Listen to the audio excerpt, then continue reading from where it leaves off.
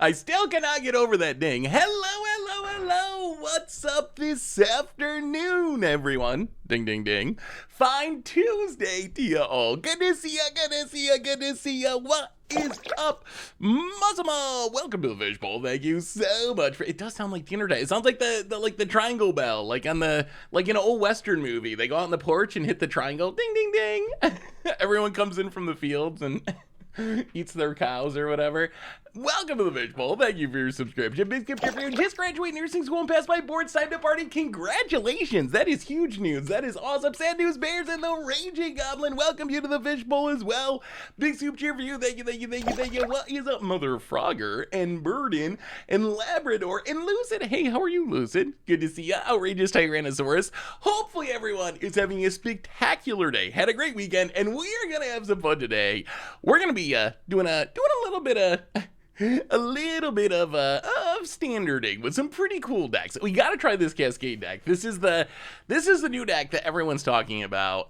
I don't know if this deck's even good, but just look at this curve. Have you ever seen a standard deck with this curve? It is kind of mind-blowing. We have 5 2-drops, 5 2-drops, 6 5-drops. Everything else costs at least 6 or more mana. It does not, this looks like someone's first deck. Like someone does not know the concept of a mana curve and put all the cards together that are really powerful and Timmy and are just hoping for the best. Elves Hugo, welcome to the Fishbowl. Thank you so much for your subscription. Big subscription for you. Thank you. I mean, some of the stuff does cheat a little bit. Like Leyline Binding is hopefully not actually going to cost 6. And Virtue Persistence, you can cast the Adventure mode, or Herd Migration can get a land, or even Flesh Gorger, you can play the Prototype mode. But still, the curve is just absolutely hilarious looking. Do we have a lot of ramp? No, we don't really have any ramp at all. This deck is wild. This deck kind of blows my mind. So here's the idea. This is the deck we're starting with. We got some backup decks too. We got a bunch of spice today in standard. So this deck is looking to abuse a weird quirk in the Magic rules with Invasion of Alara. So Invasion of Alara, the forgotten 5-color battle. When ATBs, you essentially cascade twice, except it's not actually Cascade. It's like pseudo weird, not keyworded Cascade. So the idea is, you survive until you cast Invasion of Alara. When you cast Invasion of Alara, it's really like Valki Cascade almost, but in standard. So when you cast Invasion of Alara, you cascade into Bramble Familiar, because there's no other options. You're always going to hit Bramble Familiar. When you hit the Bramble Familiar, you can choose to cast the 7-mana Fetch Quest side, which mills 7 cards and lets you reanimate an artifact creature or an enchantment creature land from among them. So the idea is, you survive, you cast Invasion of Alara. Invasion of Alara cascades into Bramble Familiar. Bramble Familiar is going to cast the Fetch Quest side, mill 7 cards. We're hoping to mill over a Cemetery Desecrator. We reanimate the Cemetery Desecrator. That can exile some other big thing that we flipped into our graveyard with the Fetch Quest, and that can remove enough counters from the Invasion of Alara that we immediately flip it, draw 2 cards, maybe put an artifact into play from our hand, create a token that's a copy of a permanent we control, like another Cemetery Desecrator or whatever, put counters on things, and blow up one of our opponent's things. That's the idea of this deck. It is the weirdest plan that I've seen in Standard. If it works, it should be spectacular. If it doesn't work, we have a lot of 7-drops in our deck. Free Jazz, welcome to the Fishbowl. Thank you so much for your subscription. Big soup cheer for you. Thank you. Yeah, the fact that they did not actually say Cascade, because this would not work with actual Cascade. They changed the rules, right? Because of the cascading into Valki or whatever. So I don't believe that it works with actual Cascade. But because Invasion of Alara is not actually Cascade, it works with this. So that's the deck we're going to start with. We're going to see if this wild plan of Invasion of Alara into Bramble Familiar into Cemetery Desecrator to flip Invasion of Alara, can it actually work? Is there a chance that it actually works in our new standard format? Can we do the super sneaky Cascade trick? Backup decks, I got a bunch of them. I just went through all the results we've gotten so far in snagged what I thought were the spiciest decks. So we have Sultai Lich Knight's Conquest Reanimator, trying to use Collector Vault primarily to make a bunch of sackable tokens, and then Lich Knight to reanimate just like a bunch of Colossal Sky Turtles and Atraxas and Gumdrop Poisoners.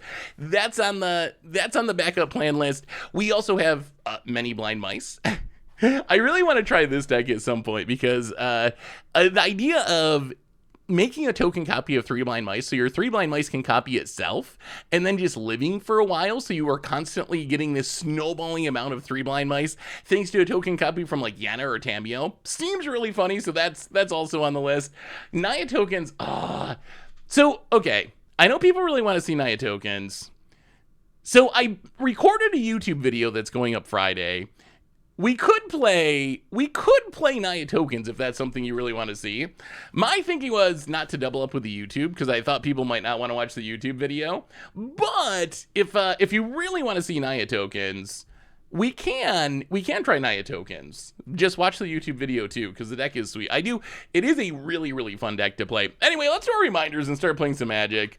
Replay YouTube. That's where you'd find all the old streams, including this one in the future. Yeah, the video will be up on Friday, so only a couple days. I already got it recorded. Just got to do the editing. It'll be up on Friday, so it's coming soon. It's coming this week. Replay YouTube. That's where you'd find all the old streams, including this one in the future. Our sponsor today, of course, is Card Kingdom. If you need some magical cards, you can get them over at cardkingdom.com/mtggoldfish. You even get a free goldfish sticker. Just let them know you want one in your order notes, and they'll hook you up. Otherwise, merch page, tokens, t-shirts, playmats, giveaway, support the stream, and the channel and the site donations, always appreciated, never required. $2 or more gets your message read on stream. And let's play a little bit of Cascade. So I basically already described this deck. Like, I pretty much already broke it down. So the goal is simple. Play Invasion of Alara.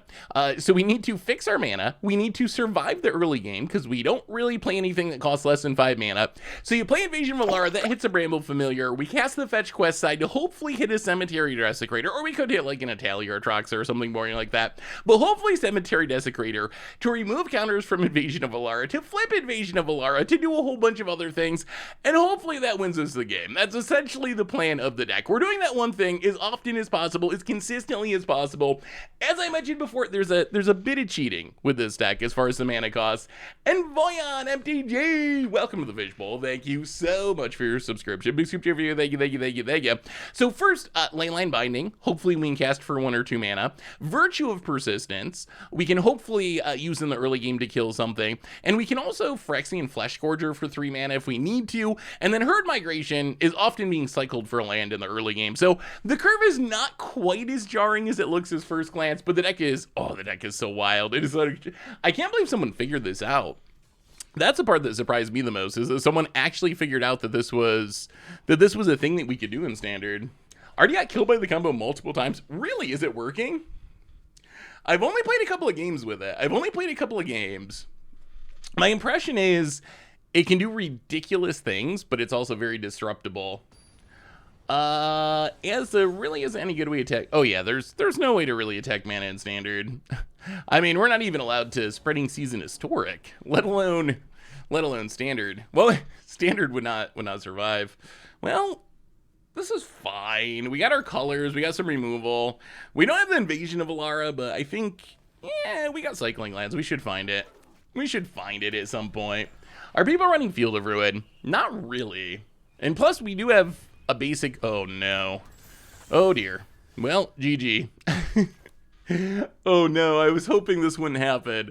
So my thinking of this deck is it will probably never beat fairies, because if your deck plays a lot of counter spells, all you really got to do to make it so we can't win is just counter the Invasion of Alara or other big stuff. So it's actually pretty sketchy against fairies. Opponent gonna go untapping. Well, that's cycle Spara's Headquarters, where opponents step down into another Cycling Land. Is Soldier still a thing? It is, but I don't see it very often. So I've gone about my Trostani Selesnya's Voice, which is my deck with almost 3 king cards, and a Woodland Acolyte is almost for sure getting a slot in the deck. Yeah, Woodland Acolyte's such a cool card. I'm a big fan of the Woodland Acolyte. Well, I guess we play this and try to go for the throw when our opponent goes to remove a counter here. About it. All right, so we will go for the throat, the one that's about to untap. Haha! Our one go for the throat coming through. Yeah, soldiers people do play on occasion, but it didn't get much help from the new set. I think that's the reason we don't see it more. Like other archetypes, so there's some new archetypes, like we're messing around with Cascade. So there's new archetypes. There's also just improved archetypes. What we haven't really seen though is soldiers really get much new from the set. What have you all been playing? Have you all found anything good? What do we do here? I feel like we can try to kill this, and they probably counter our virtue, which I guess is fine. We do want to make sure our mana works if we draw invasion. Oh, my brain. So green, black, blue, white. Let's play Jetmir's Garden again, and our mana should be fine. So play Jetmir's Garden. Yeah, I mean we're gonna try to kill this. If they spend a counter on it, I think that's fine. We can also just hardcast the Bramble Familiar. Alright, opponent's gonna Spell Stutter. Well, we will decline. They should have made us pay the ward first, but run out the Bramble Familiar. Come on, deck! Come on, deck! We need something big. We need something big. Probably sticking with Esper Control. Not a whole lot of new stuff, but consistency. I mean, Esper Control is good. I saw someone played an Orzhov control deck that looked absolutely miserable to play against. It looked absolutely brutal. It was just like all the counters, all the removal, a bunch of life gain, and then the win con was White Sun's Twilight, the Wrath, that in one creature land. Oh my goodness. It looked like it would be the least fun deck to play against. At least it can't counter you though. So maybe it's not actually that bad because there's no counters. Hey, what's up, Lord of Fire? How are you? Good to see you. Good to see you. Oh, we also, did you read the state of the format article from WotC? WotC wrote a big article yesterday about the state of the formats on Arena, and we have to look at it because it is super funny. I don't know if anyone actually read it on Naturally. It's actually kind of hilarious. Kaido Shizuke. Okay, that's, well, here things are getting worse. Things are getting worse. We will cycle a Triome. Oh, Invasion of Alara. 1, 2, 3, 4. Okay, cycle a Triome. Oh, we need a miracle. We need a miracle of this resolving. We need a miracle. This is our chance. This is our chance. Oh, come on. Opponent phases it out. 1, 2, 3, 4, 5, 6, 7. Oh! What do we do? What do we do? What do we do? So, I mean, the thing is, they're fairies. They have a million counters. Right now, we cannot pay for a Spell Stutter. We can pay for a Make Disappear or make them sack their fairy. I mean, we could Herd Migration, which would be not playing Afraid still, but it could get a counter out of our opponent's hand. That could be an option. That might be a good option. I wish you and the fellas did 2 podcasts a week. Amazing work. Oh, thank you, young tiger. Yeah, all right. We won't play Afraid. All right, opponent. Just let it go. It's fine. They always have a million Spell Stutters every time. Every time. Oh, this is such a painful matchup. This is like the one matchup we do not want to see. We will play against anything else in the format's fine. Anything else, we don't care. We'll play against it. The one thing we do not want to play against is essentially this deck, or like blue, white, or Esper Control. About it. Yeah, the Sleep Curse Fairy is annoying for the removal plan just because we got to pay the ward, so we couldn't cast both in the same turn. Tillion for our opponent. Yeah, well. What number do you pick against this deck? It is not an easy deck to... It is not an easy deck. They're going to pick like 7 or something. Okay, they go with the traditional 2. Well, how many Spell Stutters can they possibly have? Invasion of Alara? Come on now.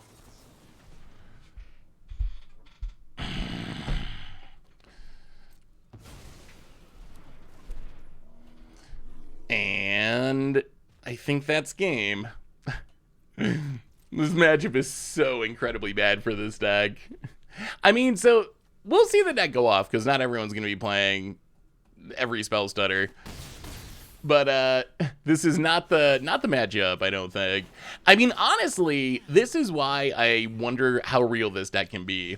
I think this deck can be very effective in a lot of matchups, but I think it just lines up so poorly with decks like this that I wonder if it can ever be tier 1 if you just...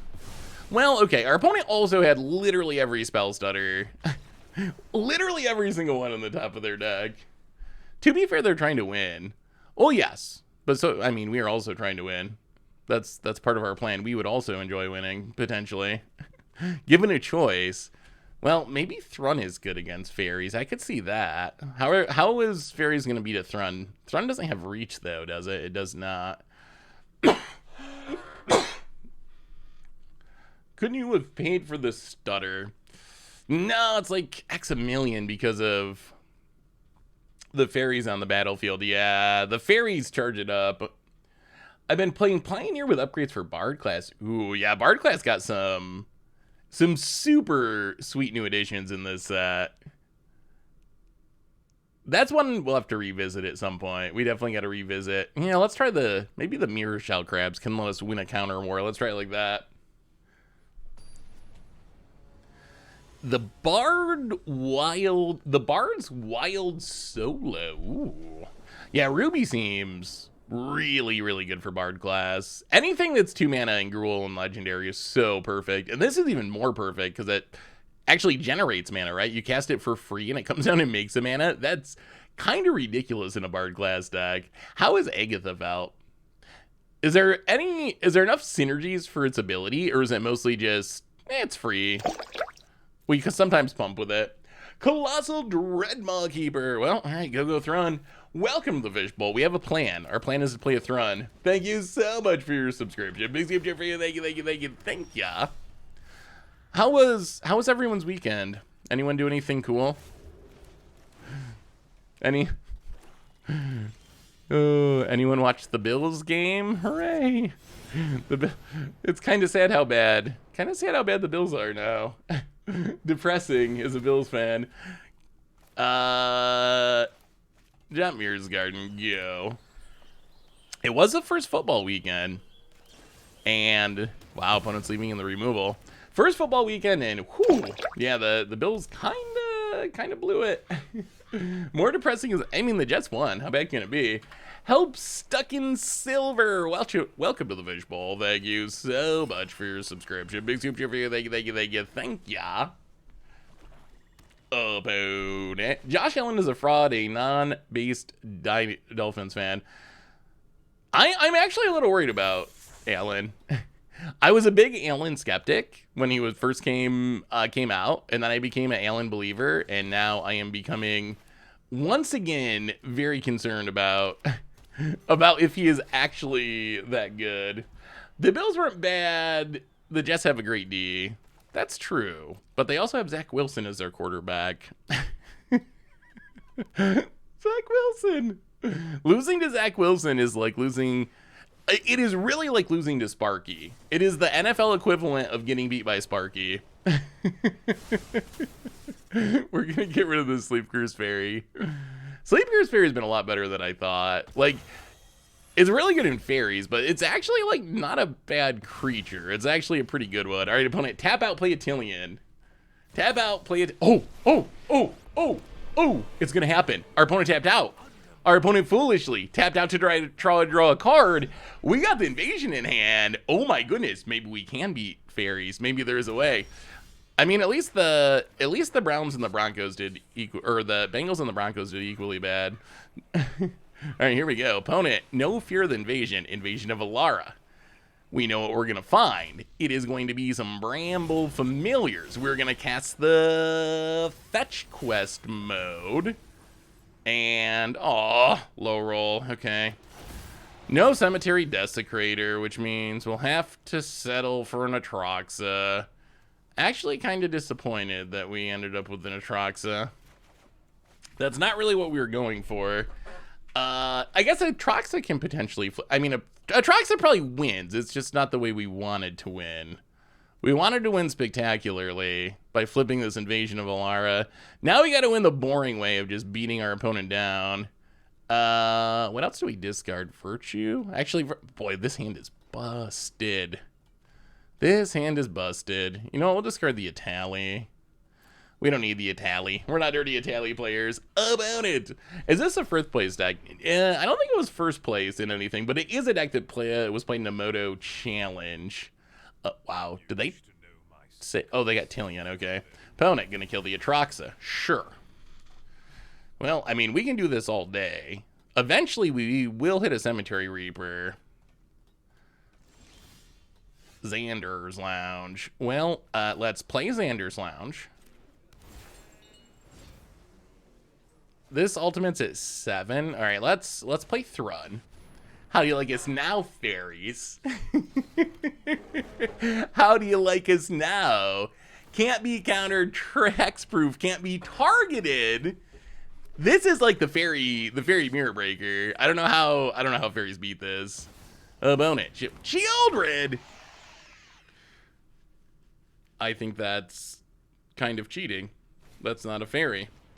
Oh, we get to do it again, though. We get to do it again. We get to do it again. First step, opponent drains us. Okay, so go to combat. Attack this Sorin, which we would prefer not to ultimate. Opponent's gonna block because they would like to ultimate. Well, okay. We gotta hit it this time. We gotta. Invasion of Alara number 2. Bramble Familiar. Last one. Cast it. Okay, there's the Cemetery Desecrator. Cemetery Desecrator. Check this out. Okay, we will go to our graveyard. We will exile a Herd Migration. Oh, this is so good. We will remove X counters from Invasion of Alara. Yes, please. We will cast it. We would like to draw 2 cards. We would like to... Oh! Did you see what was going to happen there? So the way that works, if our opponent hadn't scooped, and they should have scooped, what would have happened there? So one of the modes on Awaken the Maelstrom is make a token copy of a permanent you control. So what we would have done is Invasion of Alara, we flip it, we draw 2, we blow up your Sorin. We draw 2, we blow up your Sorin. We copy the Cemetery Desecrator. We exile another 7-drop, flip the other Invasion of Zendikar, or other Invasion of Alara, get another Awaken the Maelstrom, blow up one of your lands, and then, just done. Done. So good. So good.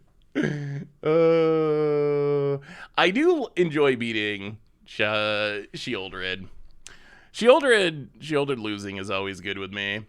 I wonder, one thing I'm not sure about in this deck is like, so you can afford one non-Bramble Familiar card that you can cascade into. The one in the main decks go for the throat.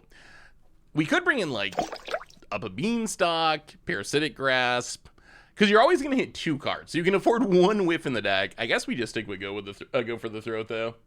Pester Mike Kibbe, welcome to the Fishbowl. Thank you so much for your subscription. Big soup for you. Thank you. Sheldon is Shieldred gonna be mad? Probably. I mean, we'll see. I will say, well, we got the Thrun. We will keep it because of that. I will say, Standard has been, I mean, it's still very Shieldred heavy, but there's been more diversity than I expected. I expected that it was going to be even less diverse than it is now.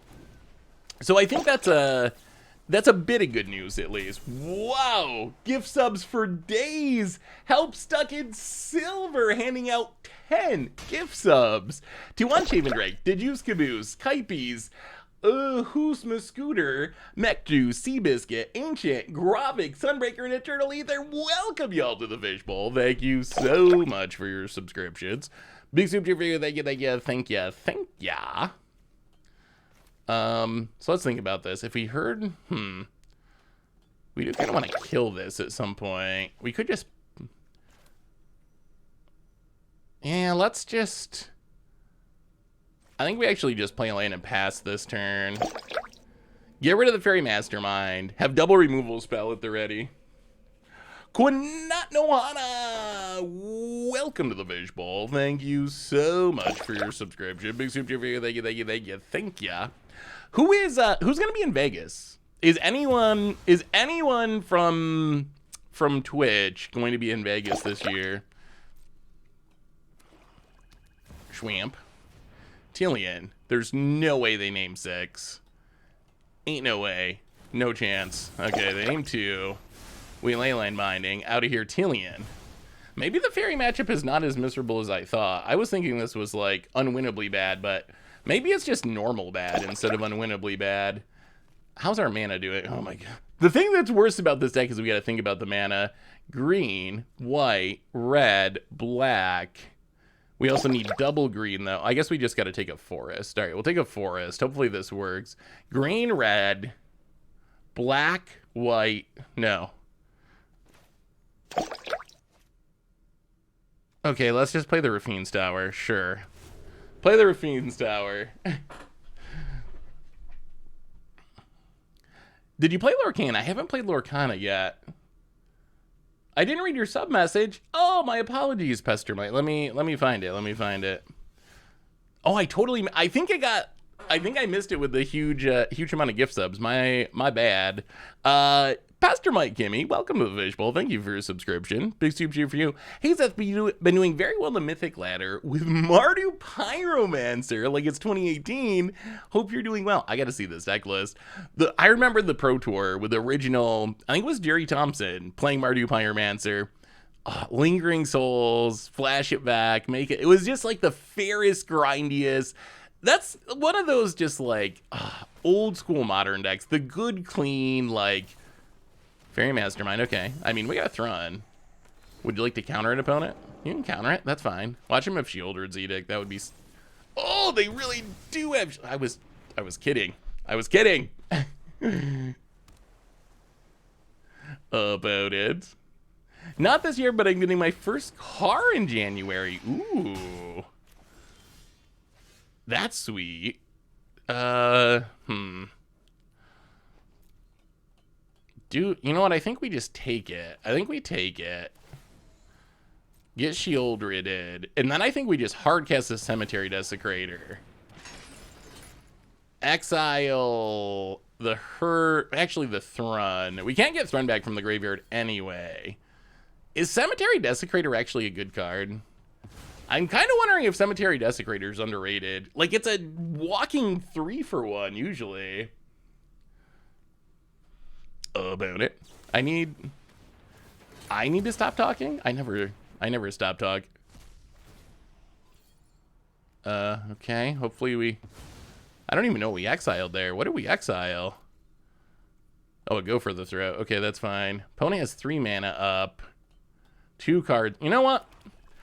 We're not playing Afraid with this deck. Spell Stutter our Italia, opponent. Spell Stutter our Italia. All right, that's fair. Yeah, I feel like Cemetery Desecrator might actually be better than we give it credit for. Ooh, all right. Not playing Afraid with this deck. Spell Stutter our Fetch Quest, opponent. Do it. Dare ya. All right, they did. They're down to 1 card in hand, though. 1 card. And our deck is full of just the biggest, top-endiest things. All right, Spell Stutter our Invasion of Alara, opponent. I dare ya. Are we out yet? Are we out? Okay, desperate. Oh my goodness, it's over. It is over. Apparently we can beat fairies. Opponent, mill some cards. Sure. Take Numa's pretty sweet. Get back your Shieldred. None of it matters though, because we have Invasion of Alara. I wonder what we'll cascade into. How about a fetch quest? Can we hit the... All right. We'll just take a Virtue. That's fine. That's pretty good. That's pretty good. At this point, I think we just play the Sparrows Headquarters. So we didn't hit the immediate win, but we'll settle. We'll settle for a Virtue of Persistence. Shieldred. Yeah, that's a very good Magic card. That is a good one. You know what else is a good Magic card? A Tally. Ooh, Mirror Shell Crab. Yes, we would also like a Shieldred. Well, you know what? Let's draw. Let's draw Shieldreds, cancel each other out, and then do a little fetch questing. There's the Cemetery Desecrator. Oh my god. Are we done yet, opponent? Are we done yet, opponent? Are we done? How about a Herd Migration? And then, yeah, I think we'll flip that. That seems fair. And opponent scoops it up. Okay, that went pretty well. That went actually pretty well. Hey Seth, glad to finally be catching your live stream. Been watching your content for a minute. Currently trying to build Hazoret combo for Modern. Ooh, what's your list look like, Calamity J? Okay, apparently we can beat fairies. I did not think that was possible for this deck. You got a sideboard guide for this deck. Sideboard guide. Not really. My general technique is not to sideboard much with it. I mean, really, it's... So, if you're trying to sideboard with this deck, the main thing to keep in mind is you can never have more than one thing other than Bramble Familiar you can cascade into. Otherwise, you're just kind of customizing your top end. Like, if you're in a control matchup, bring in the Mirror Shells and bring in more Planeswalkers. Luca's probably your best removal spell. Kogla and Yadaro can blow up wedding announcements or other artifacts and enchantments. So it's really like just tweaking the top end stuff in 90% of matches. Parasitic Grasp, I assume the thinking is you switch out Go for the Throat for Parasitic Grasp to get a little life gain if you're playing a matchup where Parasitic Grasp works. Does this deck work in Best of One? It might even be better in Best of One. I don't know. So one of the concerns in Best of Three. So the thing that gets the deck the most is counters. That's why I was very scared of the Fairies matchup. Counters are like the scariest thing for this deck. In Best of One, you'll run into some counterspell decks, but it's not like people can just sideboard into their counters. So I almost think it would be better in Best of One. Do you think you can do an against the odds? We got to do some historic decks. There's some cool Enchanting Tales we need to play. Do you think you can do an against odds with Intruder Alarm and call it Intruder Window? I will take your advice under consideration. I saw an article that referenced your tweet about Houseband the One Ring. Did the Clash crew spend much time debating it? Wait, there was an article about that? I will say, okay, so the One Ring thing. So the One Ring thing, we had a conversation about it during the Commander Clash that's going live this week.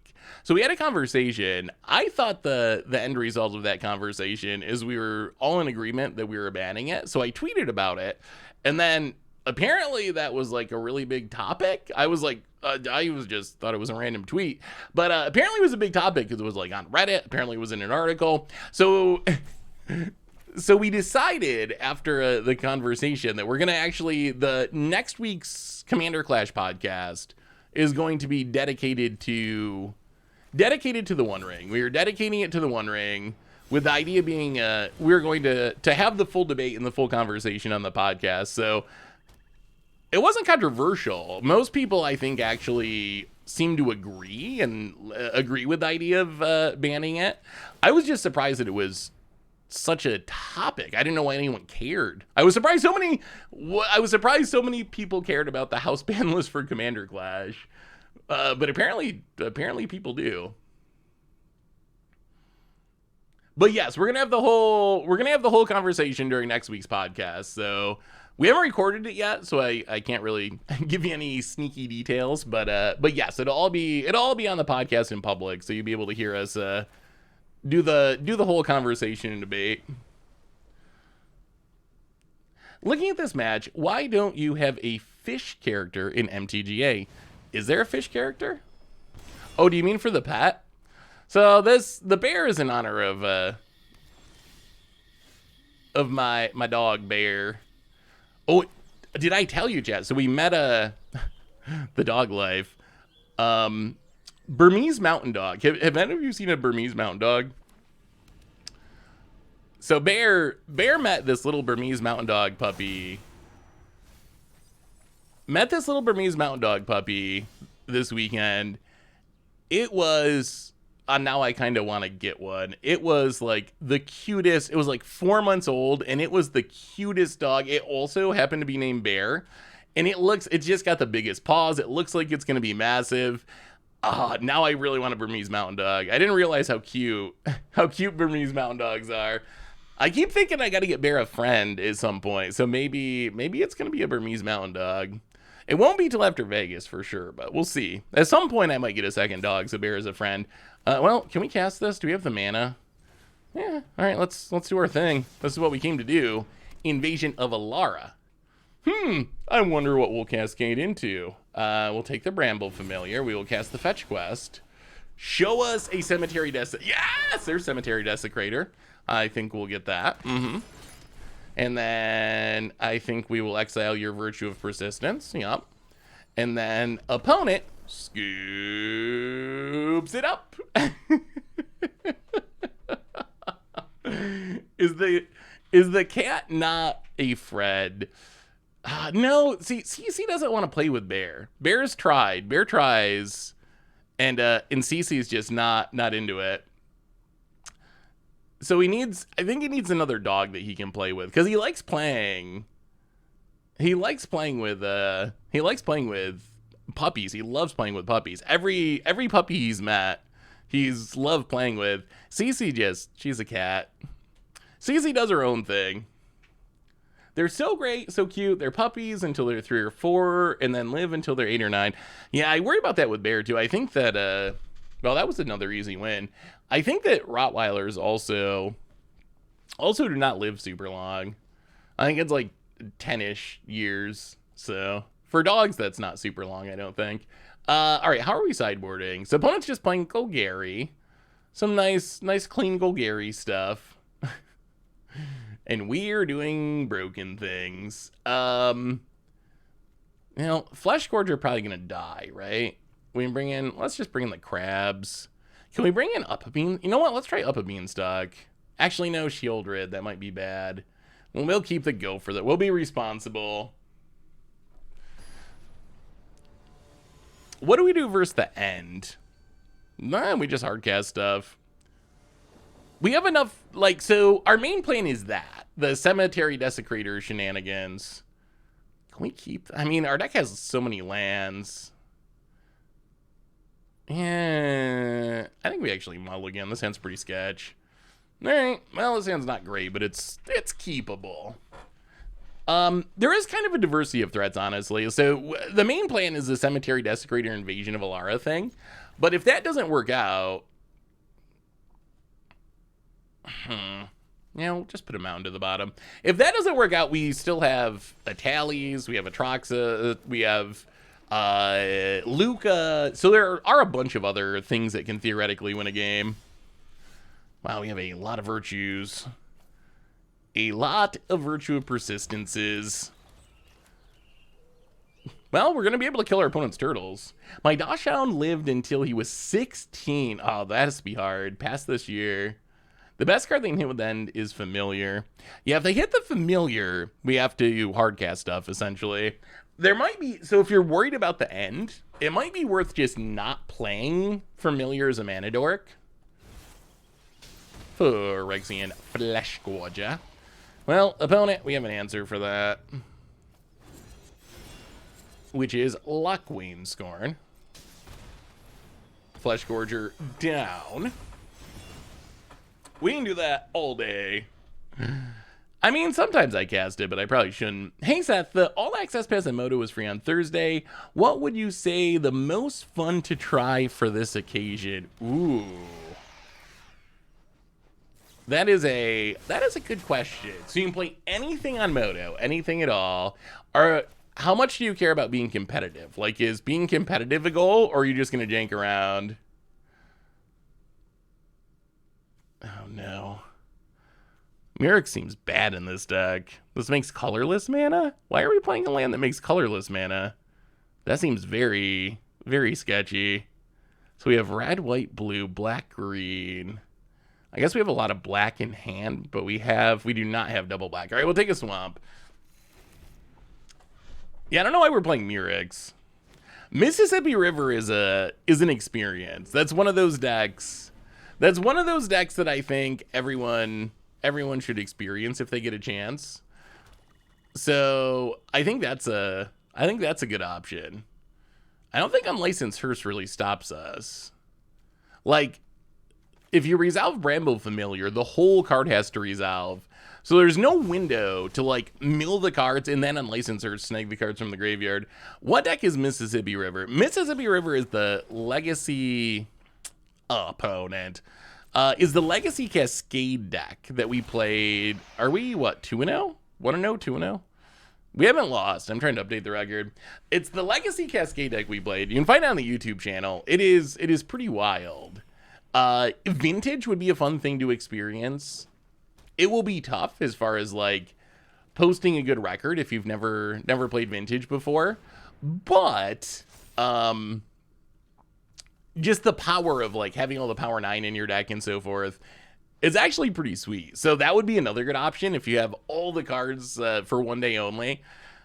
You could also just build, like, a super expensive Modern deck, money pile with the One Ring or something, and just take advantage of, like, to get the most out of your free money, essentially. Hey, what's up, Dragon? How are you? Good to see you. Good to see you. How are things in Dragonville? Well, where are our lands? Opponent has one card in hand. So we can double Virtue of Persistence. Well, okay. Virtue of Persistence. Hit the Sheoldred. Virtue of Persistence. Hit the Sheoldred again. Pass the turn. It might be worth getting rid of this Unlicensed. We can't. We need lands. We need lands. Why didn't you make a token? Oh, yeah. I guess I should have. The Mirrex token's pretty useless in our deck, but it would be correct to make it. If it could block, it would actually have some value, but not being able to block means it's pretty meh. Opponent gets in, hits us, makes a food. Well, we're getting to the land or bust stage of this game, down to 10. All right, let's get rid of this Unlicenser so our combo's online. That was a persistent Sheoldred. The river just keeps flowing. Yeah, that deck is definitely wild.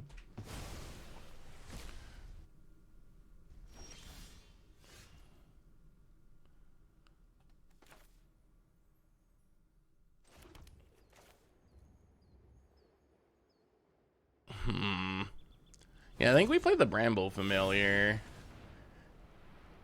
This technically gets us to something next turn, maybe. If it lives. Opponent. I mean, we get to the Virtue. The graveyard's empty. Which is awkward. Oh, someone asked, are we going to do anything on Commander Clash to honor Sheoldred? Honor Sheldon, rather. Yeah, the Sheldon thing's very, very sad. I know there will be some stuff. I don't know exactly what it will look like, but I'm sure there will be some mention of Sheldon. Yeah, I guess we didn't talk about that. That actually is, I would say, some of the biggest news since we streamed. Sheldon Menery, the godfather of Commander, passed away a couple of days ago. Over the weekend, maybe the end of last week.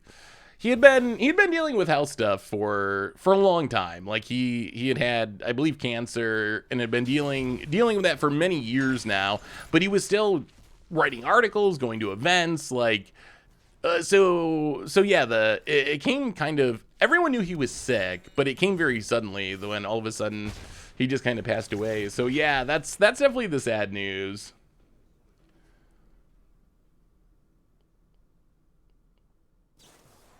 All right. Well, there goes our Cemetery Desecrators. We're gonna lose to this creature land, aren't we? Well, this is a good testament to the power of Restless Cottage, because it is straight up beating us.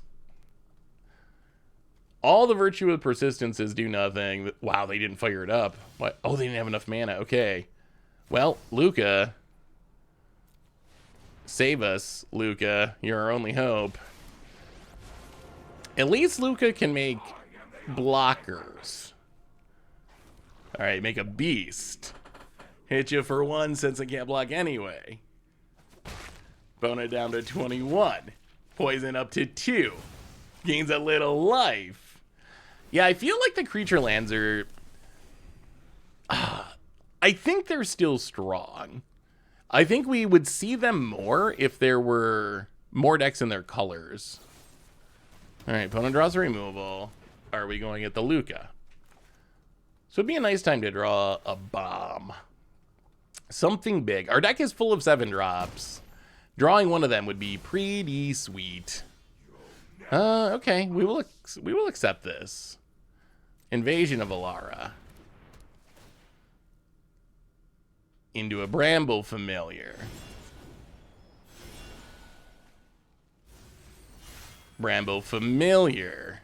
Into Mirror Shell Crab. Into Mirror Shell Crab. We're doing... Okay, we got to do this the old-fashioned way. Get in there. That's the value of the mites. The mites can attack it. Yeah, let's play the Bramble familiar. Another potential attacker at this invasion of Alara. That is a big crab, that's for sure. Also a Dread Knight. Draws a card. Can we flip it? I mean, if we can flip this, we probably win. Blossoming Tortoise. I'm gonna mill some cards. And get a land. Wait, do we get to flip it? Do we get to flip it? Oh, they have the Dread Knight, so we don't quite get to flip. Oh. Just kidding, we do get to flip it. Luca power. Oh my god, Luca. Yes. Oh, Luca's so janky too. But Luca, damage equal to the highest amount of power of a creature we control, kills them both. And this lets us flip the Invasion of Alara. And flipping Invasion of Alara is very good. Yes, we would like to draw a couple cards. We would like to blow up this creature land that's been the bane of our existence. I guess we'll copy the crab and grow the Bramble familiar. Wow, Invasion of Alara is so sweet. All right, that was a good turn. That was a good turn. All right, well, someone asked, what do you do if your opponent has the end? And apparently the answer is we don't really care if our opponent has the end because they ended our Cemetery Desecrator. We're still, I think, about to win this game. We even have another Invasion Alara we can flip. Opponent. Tenacious under D. Gonna do a little blitzing. Yeah, I'm on board with doing it again the next turn. Block you. I bet our opponent scoops to this one, actually. I don't even know if we get to do it. I think they're just going to concede once they see it. We got word 3. Not killing that crab ever. That is a resilient crab. Hey, what's up, Rugger? I mean, the deck's kind of crushing people. We even beat fairies, which was the surprising part. I didn't think this deck could beat fairies, but it actually beat fairies. Well, how about an Invasion of Alara, maybe? Perhaps? Oh, some Bramble familiaring. Yes, we would like to. Oh, no. Now I'm starting to feel bad. Is this deck busted? Did we break it? Do you ever consider working with an animator to make a video You ever consider working with an animator to make a video de-abstractifying ridiculous interaction in games of Magic? It's in a series of short cartoons showing what happens in a Magic duel when it's not depicted on cards, but for real. For example, from one of your recent videos, a person shoots fire at their own Tangled colony, it explodes like a piñata into a bunch of rats, and then nearby Devilish Fillet sees it and gets really buff for some reason and punches a guy. That actually why don't you have a YouTube channel, Cat Cam Fan? That actually is a brilliant idea. The problem is, I would have to, I'd have to find someone that can do animations. That would be the, yeah, 15 Squirrels versus Emrakul would be a good one. Yeah, that actually is a really cool idea. The problem is, yeah, the one thing I know about animations, because Phil has done some animations, I know they're very time consuming.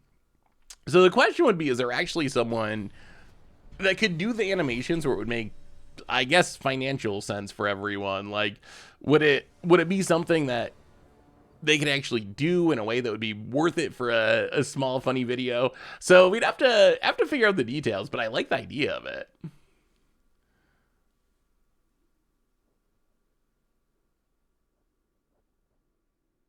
Someone made an epic animation. I wish of Oko when it was legal and standard, of an epic battle where Oko kept turning things into elk. I mean, that pretty much, I think this is actually kind of our nut draw, right? 6 lands and an invasion of Alara. What more could we possibly want? I wish I could do animations. I can't even really draw, though. I'm not even very good at drawing. Can you draw, chat? How many of you can... I think out of everything artistic, that is by far the thing I'm worst at.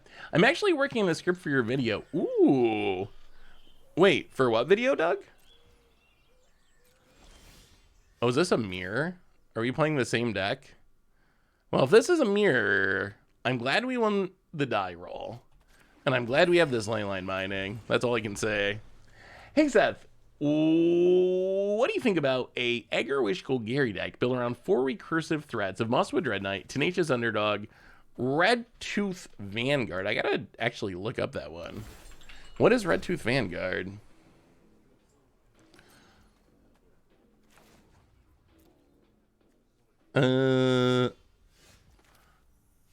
Red Tooth Vanguard. Do we play another tap land? Do we want to cycle these? We might. Yeah, we'll go all triomes all the time. Red Tooth Vanguard. 2 mana, 3/1 tremble. When enchantment enters the battlefield under your control, you can pay 2. If you do, return it from your graveyard to your hand. Ooh. So I think there could be a super sweet Golgari deck. Shieldred, opponent. We thought you were doing cool Cascade things. You're just Shieldreding? Well, I guess you gotta pay. Time to pay the price. Yeah, let's Bramble Familiar. Oh no. Oh, that was the worst. Oh no. Did we just hit a... Okay. I didn't know that was a thing that could happen.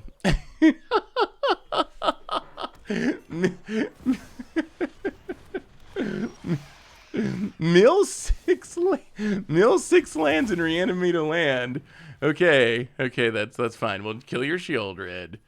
We'll draw. Let's try this again. There's always another Bramble Familiar.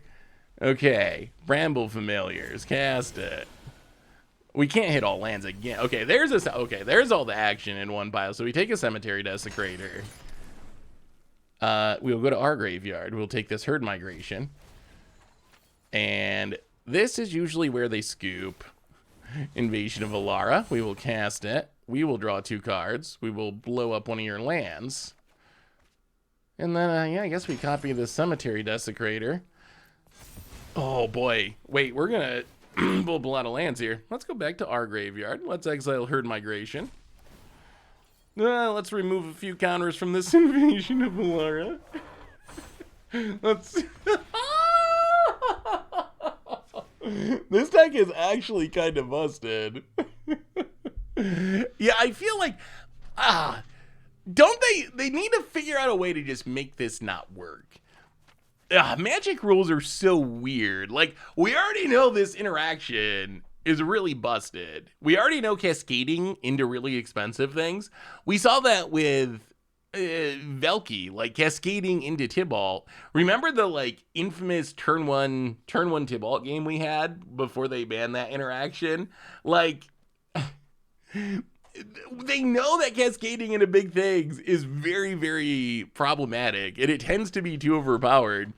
I don't know why they don't find some way to, like, just word all of these effects so that it doesn't work.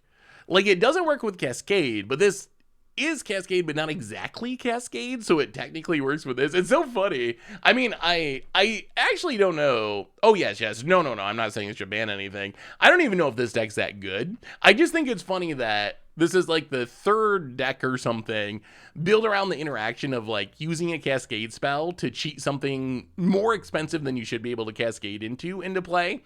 And they've changed rules in the past to avoid that interaction, but it keeps cropping back up.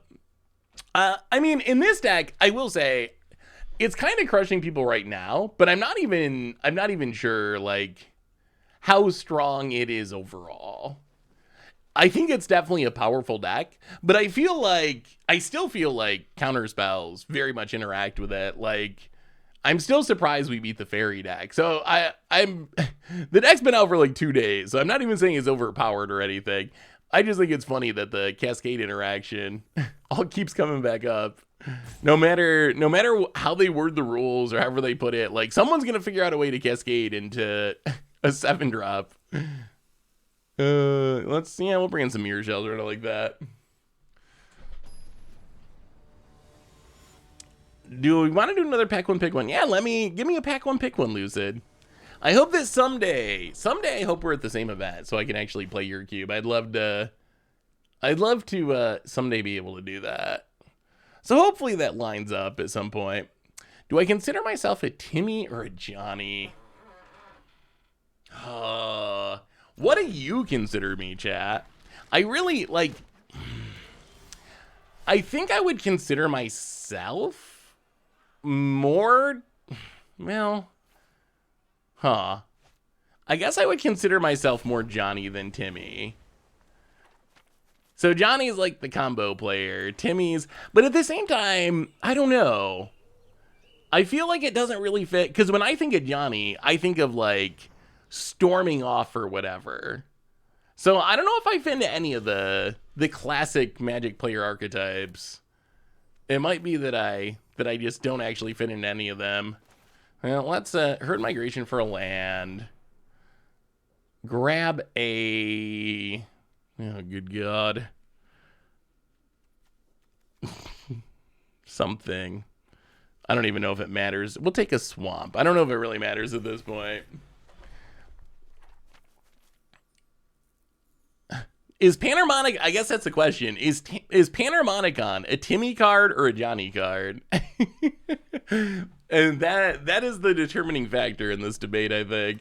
Honestly, Wizards needs to acknowledge Seth as his own Magic player archetype. Seth loves doubling up ETBs and drawing cards and locking opponents. It is a weird mix, isn't it? Like, Panharmonicons and... Oh god, this Lily's... Oh no, wait, that's gonna ultimate before we can do anything. Yeah, that's probably very bad news for us. Okay, Rafine's actually, yeah, Rafine's tower. All right, how do we not, you know what we gotta do? We gotta find the crab. We gotta find the crab and stifle the Liliana ultimate. I think that's our one out, but they can probably pay for it. Oh, we're gonna get Liliana. Oh, negates too. We did find the crab. Oh, that would be so funny if it actually worked. I guess we can start making Murex tokens to try to attack the Liliana. That's another possibility upon a land. The cruelty of Gix.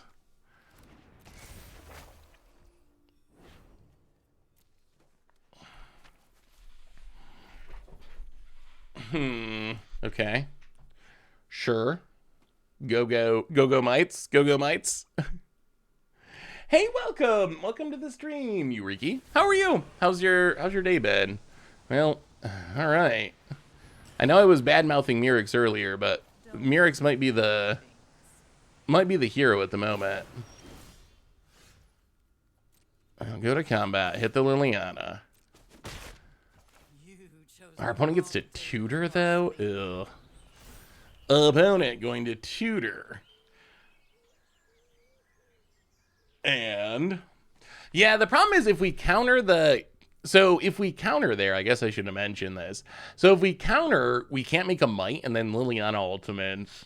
And Liliana ultimating is just pretty much game over. So we have to...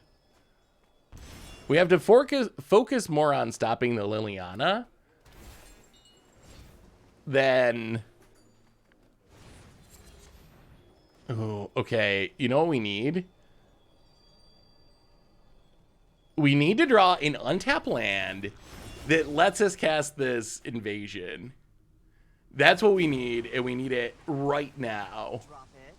Come on, deck. Oh, that is not an untapped land that lets us cast invasion.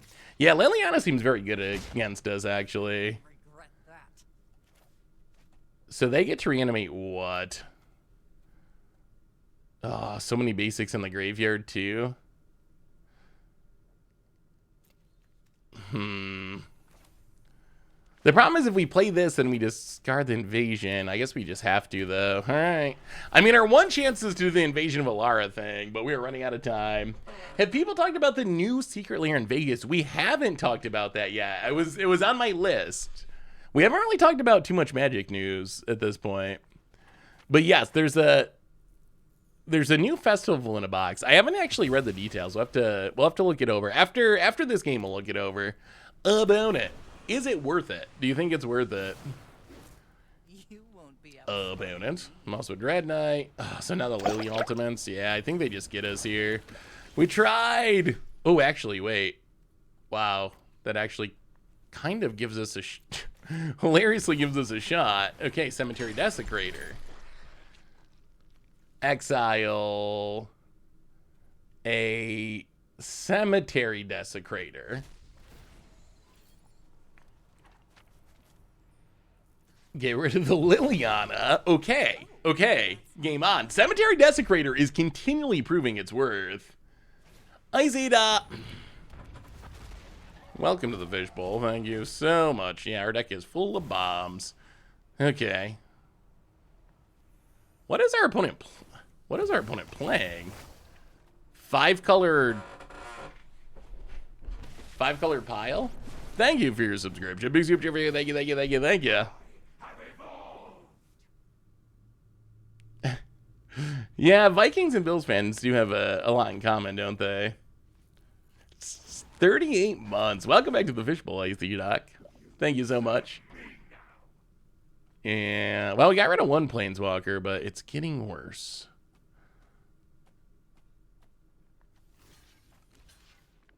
All right, so block the crab. Exile the breach the multiverse. Kill the Itali. Well, but it still comes back. Herd migration. I mean, we're trying. We're trying hard. I don't know if that matters, but we're trying hard. Yeah, now they just get another Itali. I think our opponent's probably got this one. Wait, is the festival in the box sold out? No. Is it really? No, it hasn't gone on sale yet. Oh, okay. Yes, you did it. So the festival in the box, they just announced this. This is the festival in the box for Vegas. Which if you're in Vegas, come say hello to us, please. We're gonna be hanging out. So if you want anything signed or maybe we get in a game, definitely stop and say hi. So festival in a box. This is for if you don't go to Vegas, you can buy this. Because everything's gotta be monetized, of course. So what does a festival in a box give you? It goes on sale in roughly 2 days, just under 2 days. You get a Mystery Booster Convention Edition box. So 24 boosters. The Convention Edition's a good one, right? Like, if you're gonna get a mystery booster, that's the one you want. That has the more valuable cards, I think. Dan Frazier's Mox box, which I believe this is something we haven't seen before. So Dan Frazier's Mox box, Mox Tanalite, Mox Opal, Soul Ring. I remember these being very when they did the signets with the old war, they ended up being way more expensive than signets really should be. Yeah, we got to bring in another crab, I think. Crabs are our heroes here. If there was ever an up the, you know what? Let's try up the beanstalk. This might be a horrible idea, but let's try it. Let's try it. So you get a, and actually, hang on. We actually do need a sideboard. Let's Kogla and Yadaro too. Going down one. Luca doesn't actually seem very good. Let's go down to Luca. Let's try it like that. But the Dan Frazier stuff actually seems like it's pretty valuable. Plus, Mox Opal's a very valuable card anyway. So, okay, Mystery Booster Box. Dan Frazier, Foil Etch Secret Lair drop. One Relentless Rats non-foil Secret Lair promo. One Chaos Draft 24 grab bag. So, this is a part where it kind of falls apart. This kind of feels like these were the leftover boosters. You ever go to like Walmart and they have those like mystery repacks and there's like, whoa, three random boosters, and you're always like, oh wow, I'm gonna get alpha booster. It's gonna be sweet. And then you open it and it's all like the janky boosters that are worth $2 because no one could sell them. Yeah, it kind of feels like that. But 1 DMR, 3 MH2, 1 Dominaria United, 1 Brothers War, 2 Streets of New Capenna, 4 Kamigawa, 3 Wilds Eldorade, 4 March of the Machines, 1 Phyrexia, 2 Innistrad, 2 Innistrad. No idea how they came up with that distribution, but So you get a bunch of boosters. The cost is $250. Is it worth $250? So you essentially get 2 booster boxes. Ish. This is not quite a full box. 2 booster boxes and a secret lair drop. But this, how much is Mox Opal these days? I feel like Mox Opal is still very expensive. It is really 200. Oh, we drew the up a beanstalk. That's spicy. It is $250, $249.99. So that is the price. Does the Mox Opal make it worth it? Don't duress us. I want to see up a beanstalk go off. Hey, okay. Okay. We actually get to see if this card is good. So, up a beanstalk. When the ATBs are recast a spell mana value 5 or greater, draw a Magic the Gathering card. Mox Opal. I feel like Mox Opal is still expensive, right? Oh, Mox Opal is still ridiculously expensive. Mox Opal cheapest version, $82 or $76. That probably makes it worth it, right? Mox Tantalite's not worth anything. What was the other Dan Frazier card?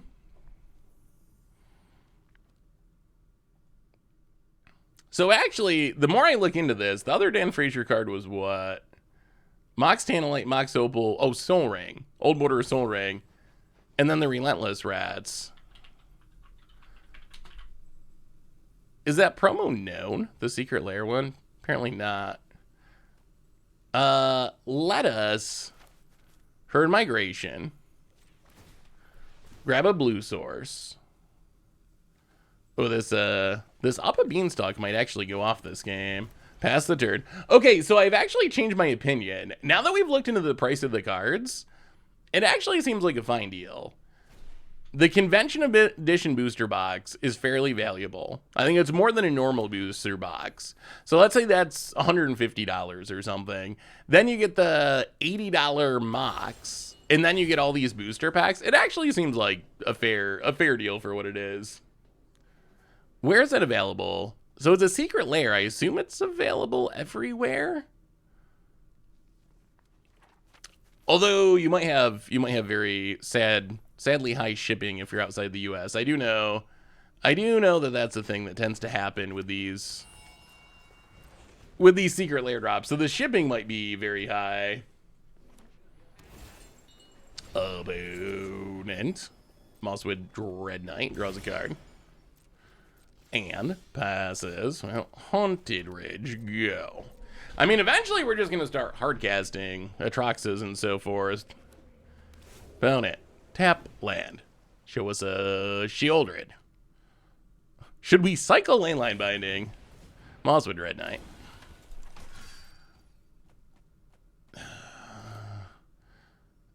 Yeah, you know what? Let's just actually get rid of that. I really want to start doing things. Bramble Familiar. We have so many 7-drops. Ooh, Invasion of Alara. Well, play a land. Invasion of Alara, draw a card. Do you have a negate opponent?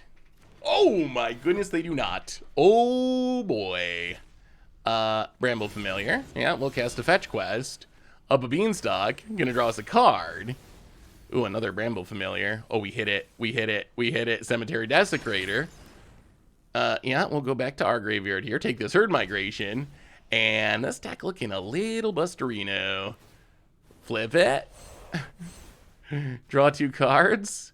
Blow up your Proving Grounds. Draw a card. Wait, maybe Up a Beanstalk's kind of ridiculous. Yeah, yes, we put an artifact into play. And I think we actually just copied the Up a Beanstalk. This deck is so good. This deck is so good.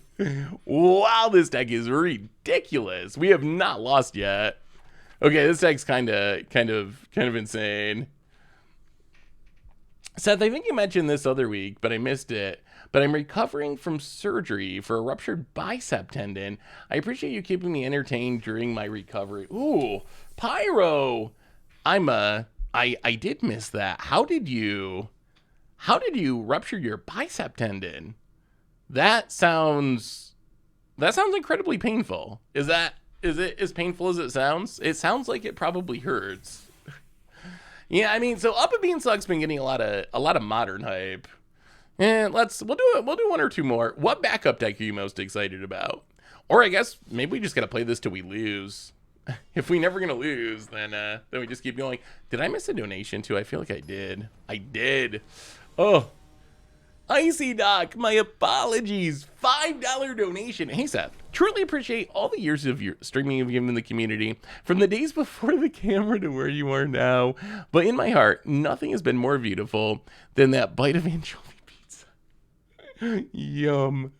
Icy Doc, why? Why?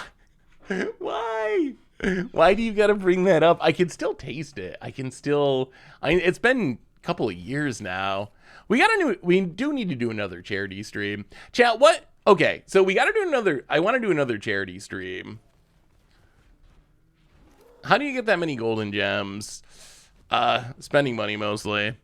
Every time a new set comes out, I usually spend $200 to $300. Actually, because of golden packs, it's been closer to $200 recently. It used to be more like $300, but golden packs have actually helped. So I just take and spend a bunch of money so I can have access to all the cards, because we play so many different brews. That I just need all the cards right away. So chat, what would be a good, still want a bear stream? Bear has appeared on stream, but we could do more, could do something special with Bear and the pets. What would be a good cause? We don't need to make Seth drink. Oh, it would not take. I'm not much of a drinker, really. It would not take much to have me super drunk. I don't think. Yeah, I guess we run this out. Let's play the Flesh Gorger. Go 3 for 3. What happens if you keep opening packs of the set after you have all the cards in the set? The value diminishes greatly. Once you have all the cards, they give you a pity amount of gems, essentially. I think it's like 20 gems for the rare that you don't get, and 40 for a mythic, maybe? Something like that. Well, alright, let's Luca. Luca. And we will... Wait, can we take down? Should we take down? They can sack this to tutor. Yeah, I think we actually take down. And just snipe this token. Snipe the token, fizzle the saga. Hit you with the Flesh Gorger. And now we get to ramp into something. Atroxus Adley, Dirty Atroxus. Oh! Do we have the mana? We do! Ha ha ha! Invasion of Alara. I think we'll find a Bramble Familiar. I think we'll fetch quest. This deck does not feel fair to me. It does not feel... How about a Virtue? Virtue seems decent. And then we'll tick this up for... And the opponent scoops it up. A literary charity. That would be a good one. Can we get a tour of my office? Do I don't know, would a drinking stream be good or bad? Is that too... We have a pretty family-friendly vibe. Would that be too family-friendly for a special thing? Well, that's something... we've done a lot of streaming and content, and that's something we've never done. I wonder... Maybe that's like a... Maybe that's like a... I mean, I'm not a drinker. I don't really drink, period, but... You know what would actually be pretty funny is, like... some sort of drinking game Commander Clash episode. That would actually be very funny. If like every time something happened you had to drink and people just got progressively more drunk throughout the game.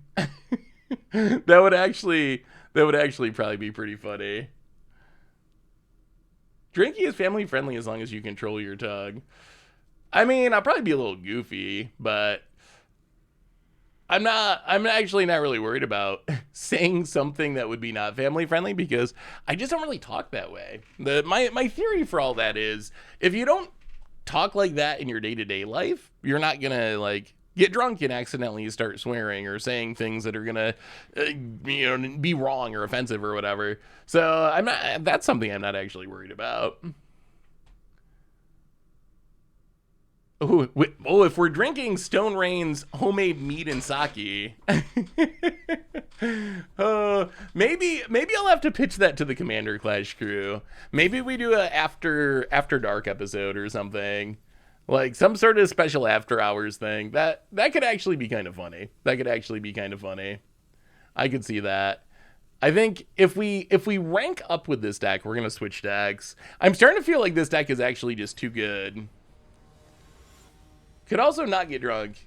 Yeah, that's my normal technique.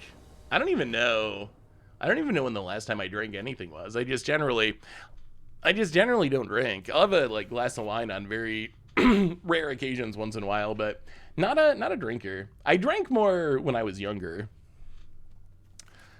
Back when drinking was one of those things that I think that like there was like, I don't know, at least when I was like growing up and you turn 18 or 21, you have this like, I don't know, there's some cultural thing about, oh, you're like supposed to drink.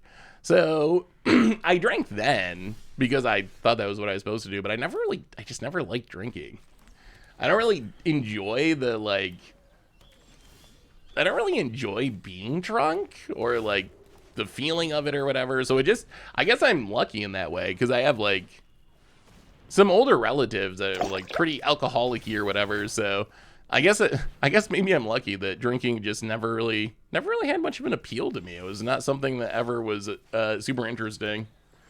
Rorik's Venture, welcome to the Fishbowl. Thank you so much for your subscription. Hey, what's up, F-Bums? Big soup for you. Thank you. We have another new donation from Lucid. Okay, Seth, I got a spicy pack one, pick one for you. I swear all of these cards, including Tibalt, have archetypes. Okay, Lucid, thank you for the donation. Let's pull it up after this game so we can actually dig into it without leaving our opponent wait. So after we finish crushing our opponent real quick, we'll do your pack one big one. It's coming. Thank you so much for the donation. About it. Graveyard Trespasser. Annoying. Wait, is this or abilities? Can be the target of non-green spells or abilities. Okay. Well, let's see what we draw. It's a land. Oh, so this gets trample. We need our invasion of Alara. Where's our invasion? So we can get rid of this, but it hurts. I guess that still might be worth it. And then fully Luca next turn. Turn has trample though. Yeah, all right, let's just pass and see what our opponent does. Come on, invasion of, if we pull an invasion of Alara off the top of our deck, I think we just win. I guess that's the power of this deck. Have we invasioned and not won? I guess we had that one game where we hit 6 lands and reanimated a land with it, but it feels like if you get to Invasion of Alara, you just kind of more or less auto-win. Yes. We'll discard this Murex. Get rid of the Graveyard Glutton. Not take 6. Can you Thrun us? Thrun is a fast clock. Hopefully our opponent doesn't have a green source. That would be the best. If they can't play the Thrun, the clock is slow. Another Graveyard Trespasser. Okay. Opponent's just going to keep doing that forever. Sure. It's the Murex. We draw a Proving Grounds. Well, okay. Red, blue. Wait. Black, blue, white, green, red.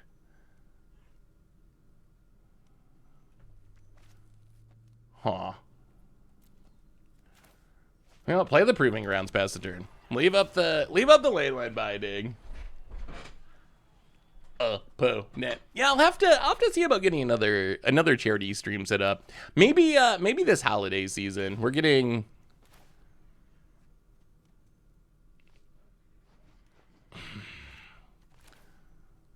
All right. We're getting close to the holiday season. That's the time of giving. So maybe we do another charity stream sometime in that area, a couple months. How is New Standard? Is Black still dominating? Better than I expected it to be. Are we going to see some Surge Injure?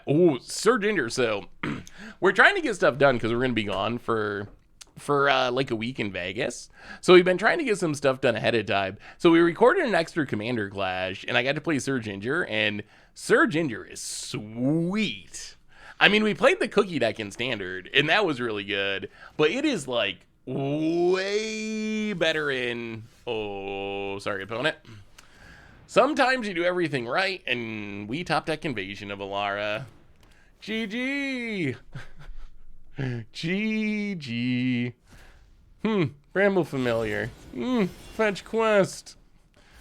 Can we hit a Cemetery Desecrator, perhaps?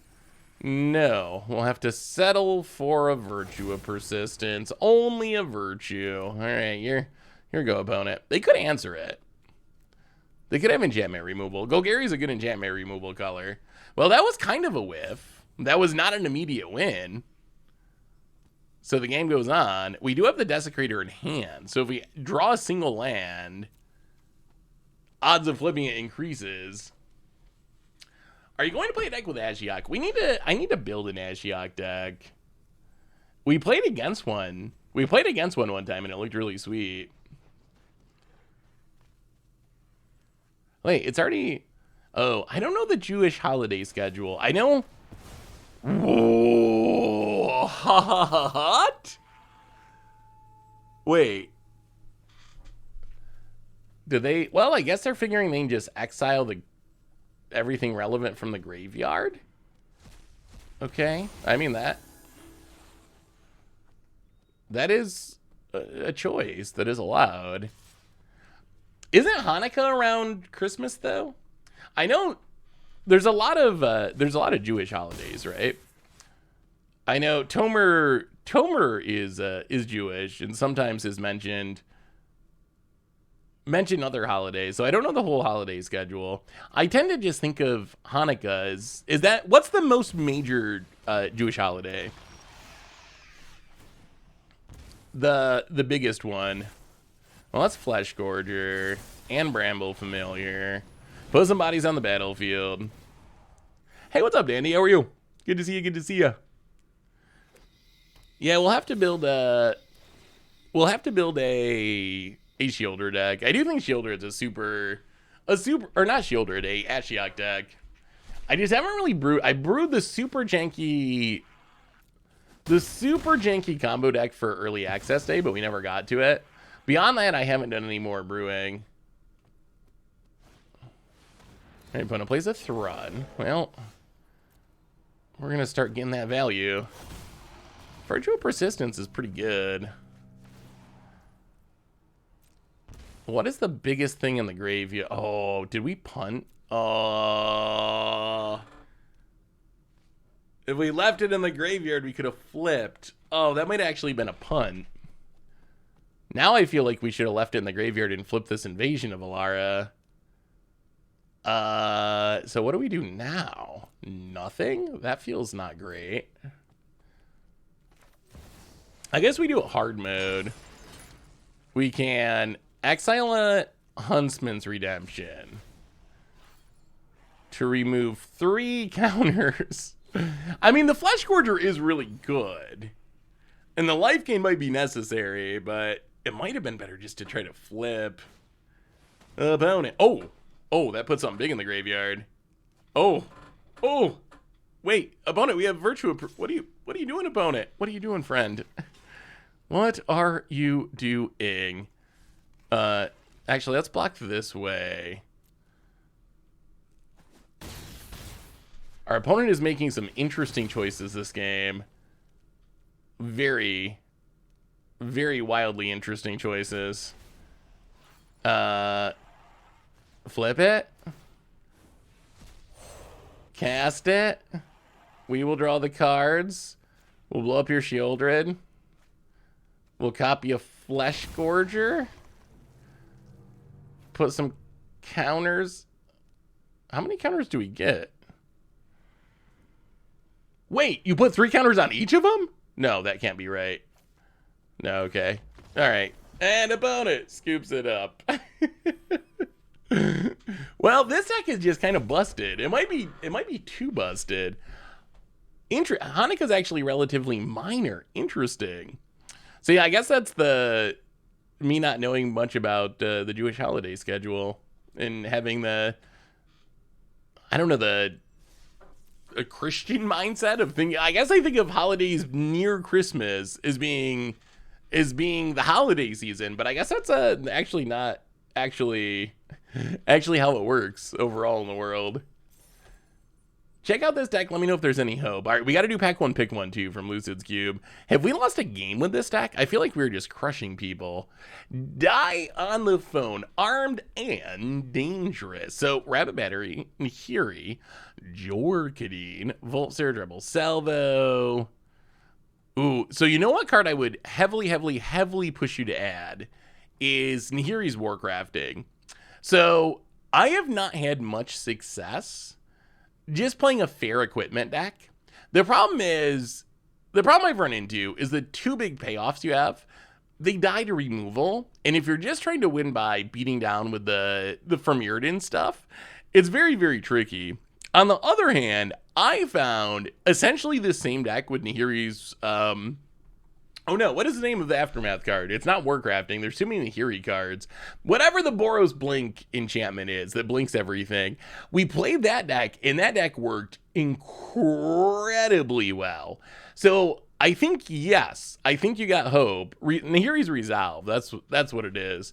I think you got hope. I would just add Nihiri's Resolve to reset all of the Firmiridan equipment and make more tokens, and I think that'll push this deck from, if my payoffs die and have a rough time, into a deck that actually is a pretty solid, somewhat budget-friendly option. Yeah, it's so good. Because the trick is, not only can you reset these equipment, but you can just make tokens every turn. Because these make 2/2s and 1/1s when they come into play. So you just blink them all every turn, and you're making this increasingly big board of 2/2s, which is really hard for some decks to beat. All right, pack 1, pick 1 from Lucid's Cube. Let's see what we got here. What do we got in this pack 1, pick 1? So, Bloodthirsty Adversary, Thraben Doomsayer, ooh, combo piece, stick an enchantment on it that untaps it, or Intruder Alarm Effect. Sin Prodder. I remember people being hyped for Sin Prodder, and that card never really took off in Standard.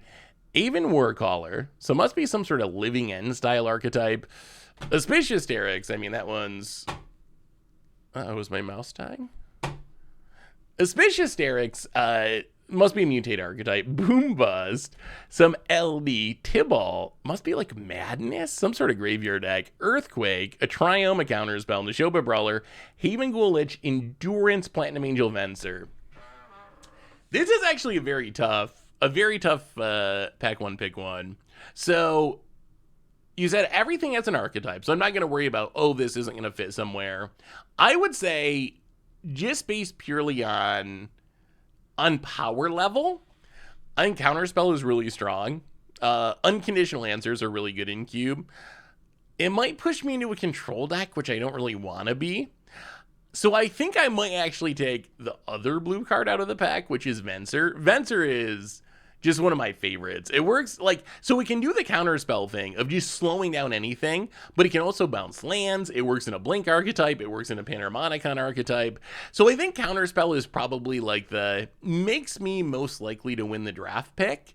Venser is probably the card I take, though, because I think it's also very good, and I just enjoy the decks that I build around Venser way more than I would enjoy the decks I build around Counterspell. So I'm pretty sure I would just snap off the Venser here. Yeah, Venser is such a cool card. Haven Ghoulage is a cool card too.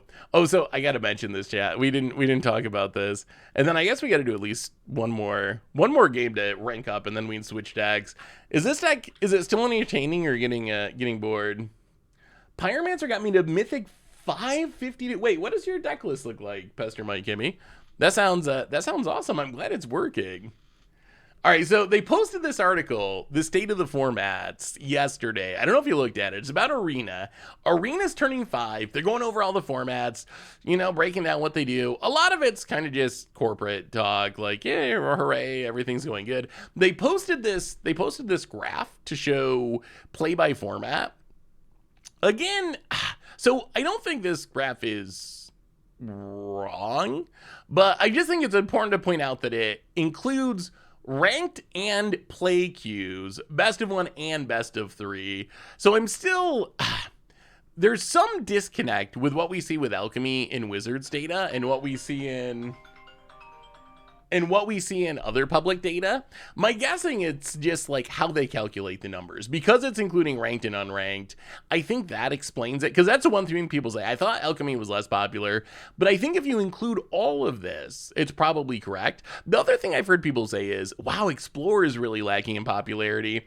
That actually makes sense to me. Like, Explorer is kind of like half of a format right now.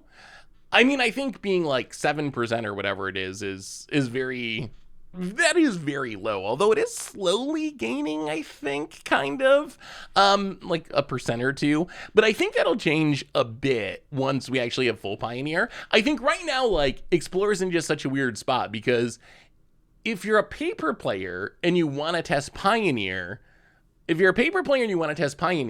can just play on Magic Online and you get better testing. Like, if you're trying to test for paper, Magic Online fully replicates that. If you're an Arena player, other formats have gotten a bunch of new cards, Lord of the Rings, all that stuff, while Explorer hasn't really changed at all. So I think a lot of people would choose Historic over Explorer there. I think once it's full Pioneer, then you'll have some people that want to test for paper, that'll do it on Arena instead of on Moto.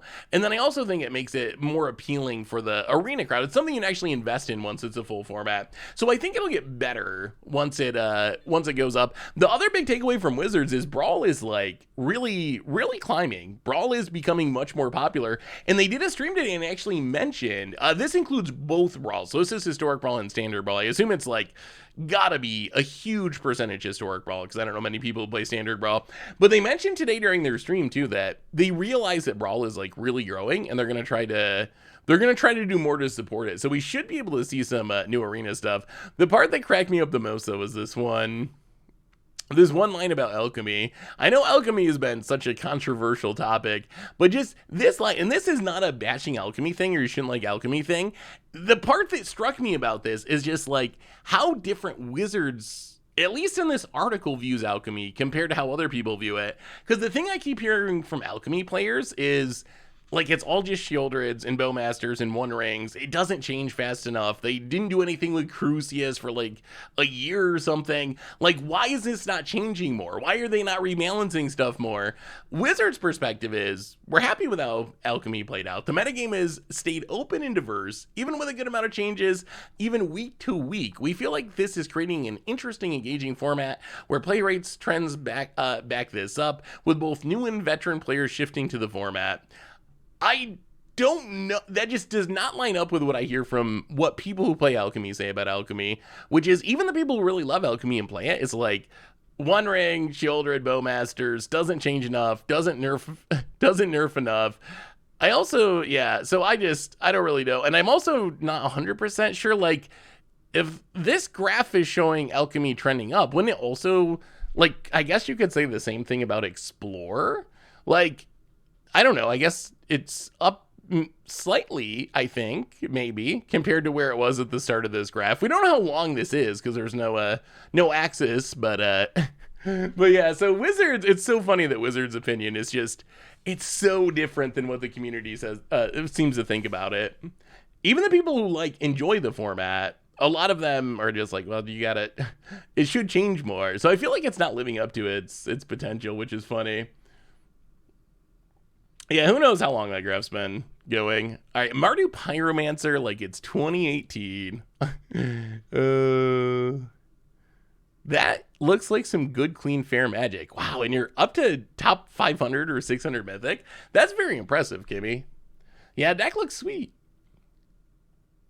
It's a little nostalgic. It does look a lot like the old modern version. I mean, I guess you got Bowmasters, throw it in there because Bowmasters is really strong, and why wouldn't you play it? But there's no the One Ring or anything. That looks really fun.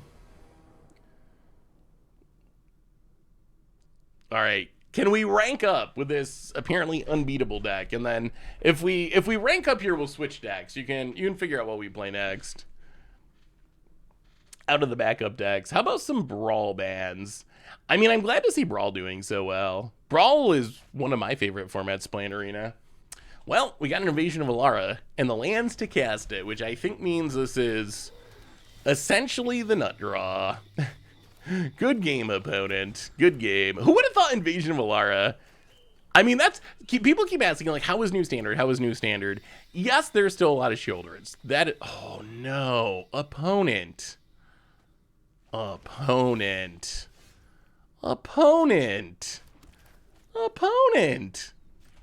Does not want to die in an Invasion of Alara. That's a shame.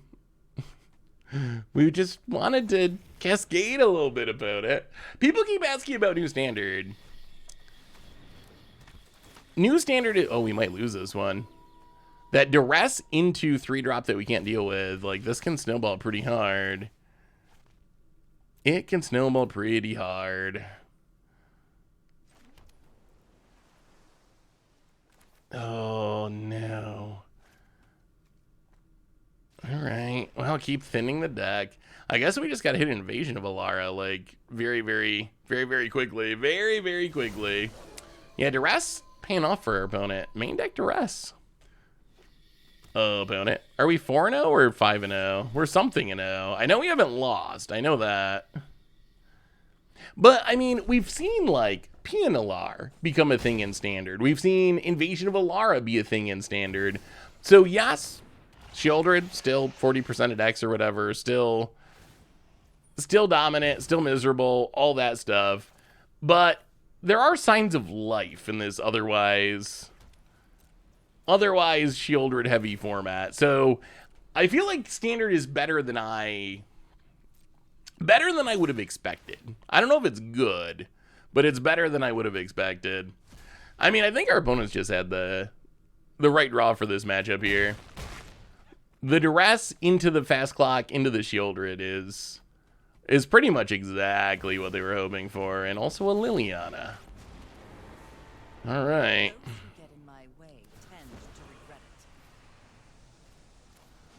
Now let's cycle this. Hit another Bramble familiar. Aye. All right, down to 10, down to 8-ish. Drawing a tally. And die. All right. Yeah. What way do you think they would alchemize Shieldred, make it cost more, 1 life instead of 2, make it so it ignores the first card in each draw phase? Well, I mean, I think if you make Shieldred ignore the first card, unplayable. I I guess it depends on how big of an impact you want to have. So if you make it so it doesn't trigger on the first card drawn each turn, I think we would never see Shieldred Sea play again. I think it would go from staple to unplayable. I think you could make an argument for, you could raise the mana cost. I don't really like changing the mana cost. The softest change, and this might not be enough of a change, but making a 4/4 instead of a 4/5 would actually have like a fairly meaningful impact on what can attack through it and what this stonewalls and doesn't stonewall. I think that would help, but it might not be enough. I guess you could, what if it was 1 life? If it was 1 life, would it still be playable? If you made it a 4/4 and 1 life, I think it would be safe. I think the Death Touch is like the least impactful part of the card. It's already a 4/5, so it already stops most things. I guess it lets it trade up with like like an Atali or something, but I don't think that actually matters too much. 1 life for each card drawn. I mean, so what did they do? What did they do with the Meat Hook Massacre? That might be our best. I guess we should sideboard here. All right, so how do we sideboard? How do we stop the onslaught of Golgari? I kind of want the Up a Beanstalk, but then it's so risky. If we bring in the Up a Beanstalk and you know what, we're gonna do it. No fear. We're gonna bring in the Up a Beanstalk and leave in the Go for the Throw. I don't. This means there's a chance that we fizzle on our Cascade, which makes me scared. I think we're not supposed to do this, but I really want the Up a Beanstalk in this matchup. Well, all right. We will give it a go. So with the Meat Hook Massacre, they took away the life gain. When a creature you control dies, each opponent loses a life. So they took away the life gain. I wonder if they could... What if you took away the life gain? What if it was just your opponent loses life? That would make aggro have a much better shot against it, right? Like if it wasn't buffering your life total, that might actually let like Mono Red just crush it. I could see them going that direction. Maybe you just delete that. I also like the idea of just having it be 1/1. Have it be 1/1, and if you want to make it a 4/4 instead of a 4/5, I'd probably go that direction. The One Ring is very hard to rebalance. What do you do with the One Ring? You think it would be unplayable if it didn't gain you life if it just hit your opponent? Yeah, I guess that's true. But Alchemy's its own, I mean, Alchemy doesn't count anyway, so if it doesn't count, then I guess you can do whatever you want. But yeah, maybe, I guess so, that would probably be an argument for going 1/1. To keep the formatting similar to other Praetors. So I could get behind the 1/1 plan, I think. I guess we take green. Take green. Well, we drew the gold for the throat, so our Cascade is on. We will hit the things we need to hit. Opponent. The restricting the One Ring might be the easiest way.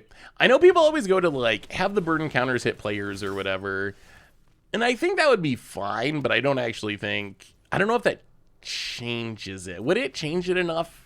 Maybe it would. So what's the Cascade plan? Wait until we find an Invasion of Alara, and you will see some spectacular things. Basically, the idea is we Invasion of Alara and hopefully immediately win the game. Opponent hits us down to 20, but we haven't found the invasion yet this game. So far, we have not lost with this deck, though.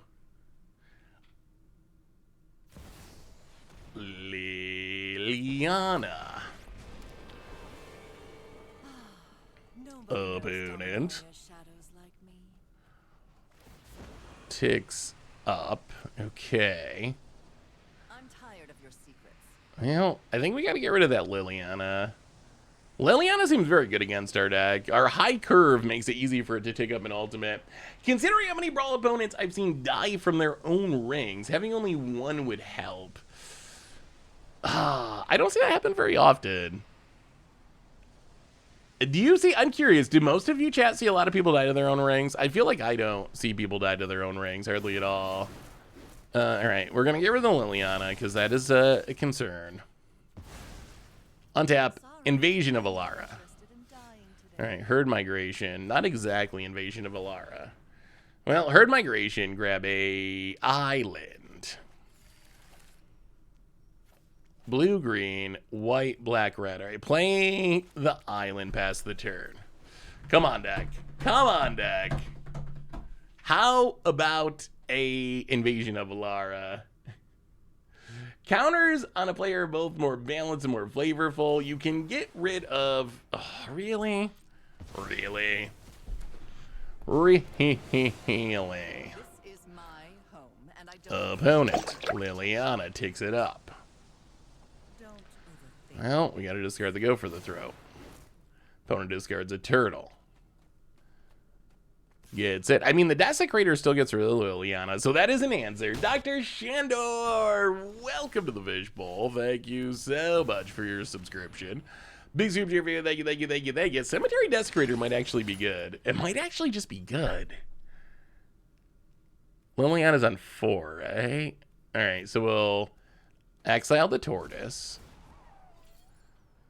I mean, it kills creatures or planeswalkers. Remove the counters from Liliana. Planeswalker problem solved.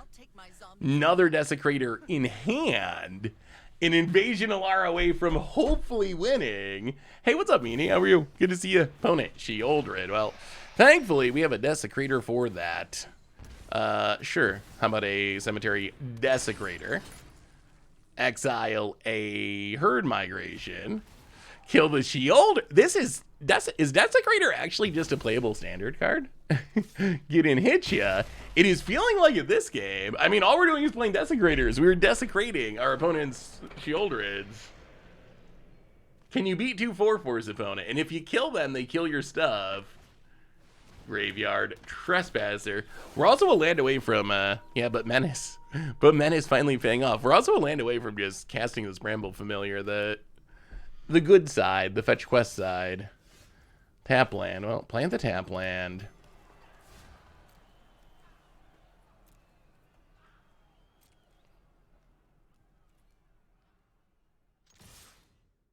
We're at 18. Well, let's attack with one of them.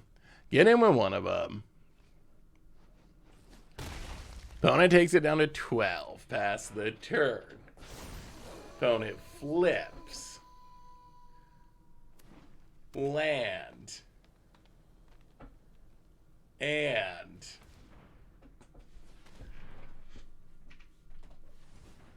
when's your Wilds of Eldraine draft stream? Ooh, that's actually an issue. We haven't done a Wilds of Eldraine draft. Should we do one? Do you want a Wilds of... It's always... we usually do one draft stream, but we haven't done one yet this set. Maybe we need to. Well, let's fetch the quest.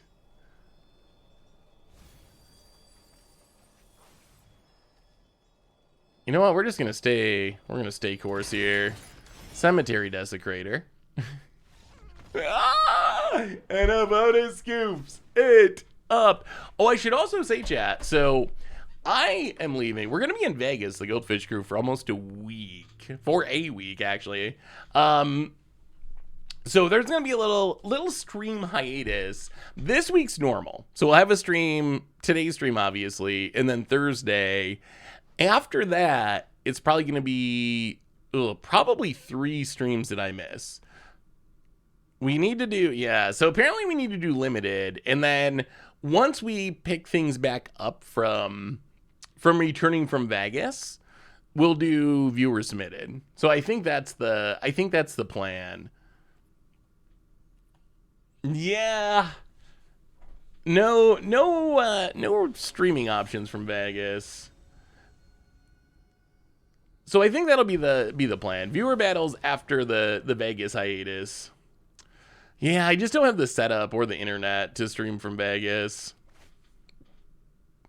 I don't go to events. If I actually was someone, we run into this all the time when we like go and we record the podcast out there. So we go, we end up like recording the podcast, and the podcasts are like us in hotel rooms, huddled around like a little mic, and it's just so janky.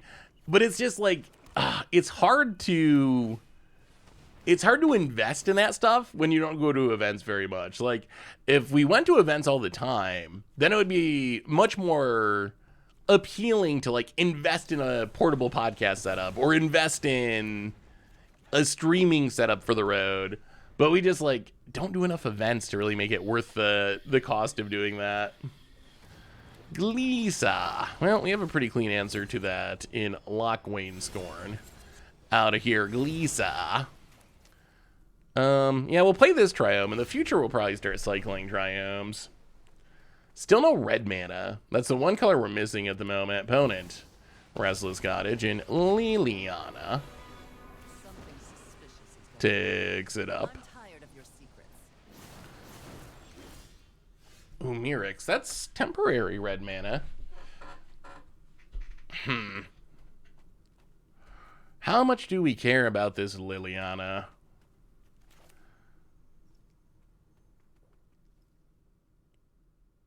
I think we just go for it. Let's play Bramble Familiar. Play Llanowar Waste. Leyline Binding the Liliana and see what happens. This is going to be close. This is going to be super close. We have a new donation from Doug Dan Wildfire, $2 donation. So, ooh, Blossoming Tortoise. Okay, so the deck was inspired by you. It's literally a bearded man playing fetch with his dog. I'm working on a video for it right now explaining how the deck works. I'm excited for it, Doug. I am excited. Thank you so much for the donation. I'm going to pull up the deck list. So we're doing nothing. Doing nothing is not great. Our opponent gets a Snowball the Turtle. Teamer Spellslinger. You'll have to send me the video once it's done, Doug, so I can get the tutorial. Oh, that looks sweet. That looks super sweet. I've never had, so out of all my Paper Commander decks, I've never had a Spellslinger deck. Liliana. Okay. Those who get in my way tend to Opponent. Are we taking down to kill the Bramble Familiar? Yes. All right. This would be a good turn to draw something. And Tenacious Underdog. Opponent goes attacking. Opponent mills. And gets a land.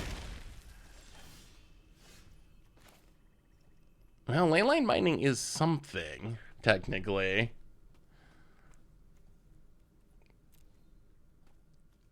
Liliana's at 1.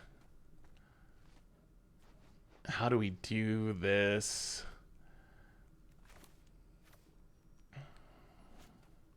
How do we do it? Oh.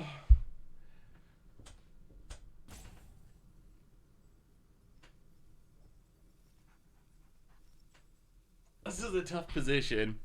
Why not bring it back to your hand? I mean, you gotta discard a card. I don't think it's worth it, really. The mana was a more important part for getting us to this Virtue. 1, 2. Well, let's play Mirix.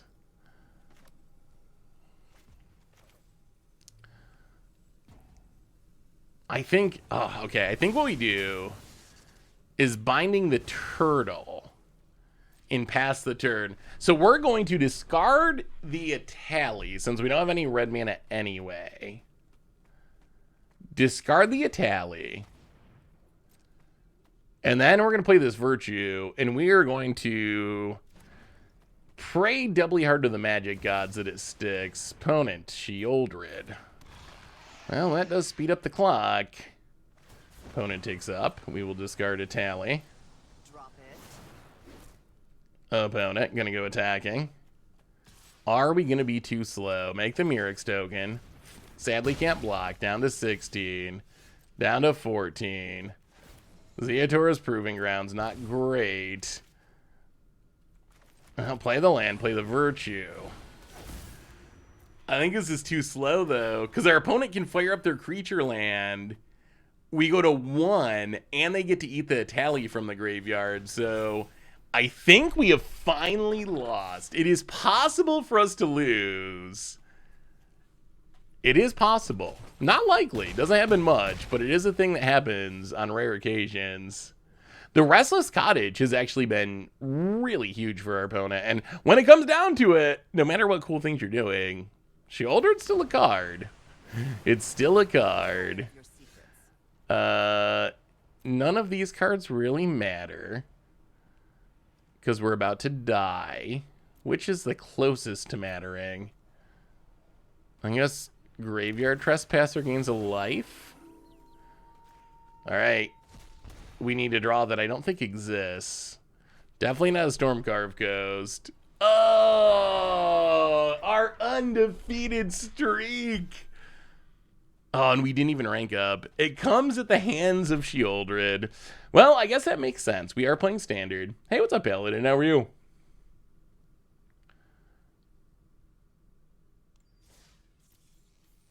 So, Zeth, now that there's a new whack in WoW, I think there might be 8 whack deck in Pioneer. Yeah, we'll have to try building around it. So it is a little expensive. So it's always going to be 3 mana, right? The Imodane's Recruiter. So the new whack, it's always going to be 3 mana. But I guess Reckless Bushwhacker, you have to cast another spell and then pay 2. So unless you have a free spell, it's probably going to be 3 mana total anyway. Although you're getting extra body on the battlefield. I think it's worth trying. I do think this is the extra mana probably makes it the worst of the whacks, especially since the adventure mode is just like kind of expensive for a format like Pioneer. Like sorcery speed 5 mana make 2 2/2s. Not often are you going to be wanting to do that in Pioneer. I think it's worth trying though. I think now that we actually have 8 whacks in Pioneer, it's something that's worth trying. Yeah, we can try a new one. I don't think it makes it a modern. It's too slow. Too slow in modern for sure. In modern you have the real whack, so there's not really any reason to play that one. So what do you want to see, chat? If we switch decks and play something else. So here are the quick. So first off, that deck, Cascade, I think the deck's very strong. Like, we did lose that last round finally, so I guess we finished 4-1 with the deck overall. But we'll see how the meta adjusts. But the fact that you can just cast a 5 mana spell, and the mana we have seen very easily supports 5 colors, and essentially win the game as a reward, makes it actually very, very strong. Draft. I don't think we can do it. I don't think we'd make it very far into a draft. Like, we do a draft, but I gotta go get Baron like an hour-ish. So we can draft and get as far as we go before I gotta go get Bear.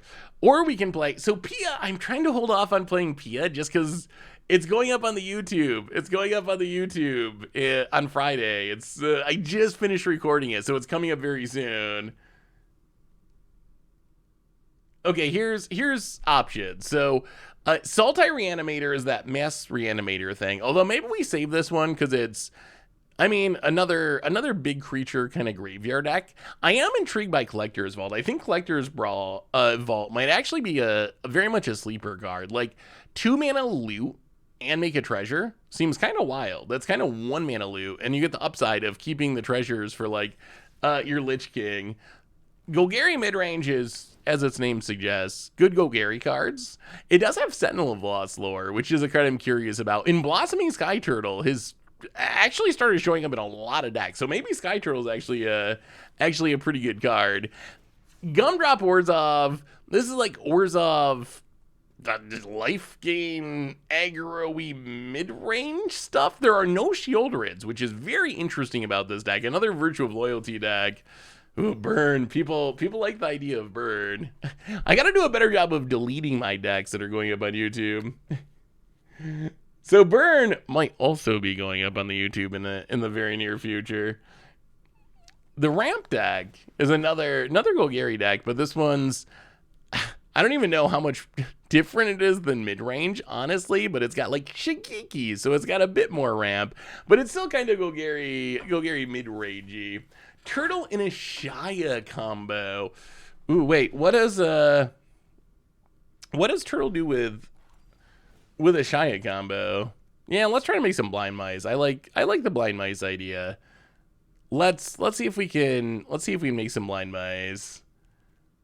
So this deck, we're just trying to make a lot of blind mice, essentially.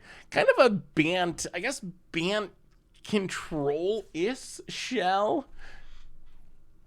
We gotta play some more. We gotta start playing some more older formats. Usually when a new set comes out, we play a ton of standard, which is kind of normal.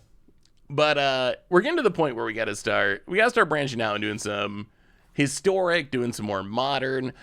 There hasn't been much takeoff from modern in this. I've been scratching my heads. Like, help me with this, chat. So if we wanna, let's see. Let me update this deck list so everyone can see the deck list. So in modern, what would make like a good modern against the odds? Agatha's Soul Cauldron is tough because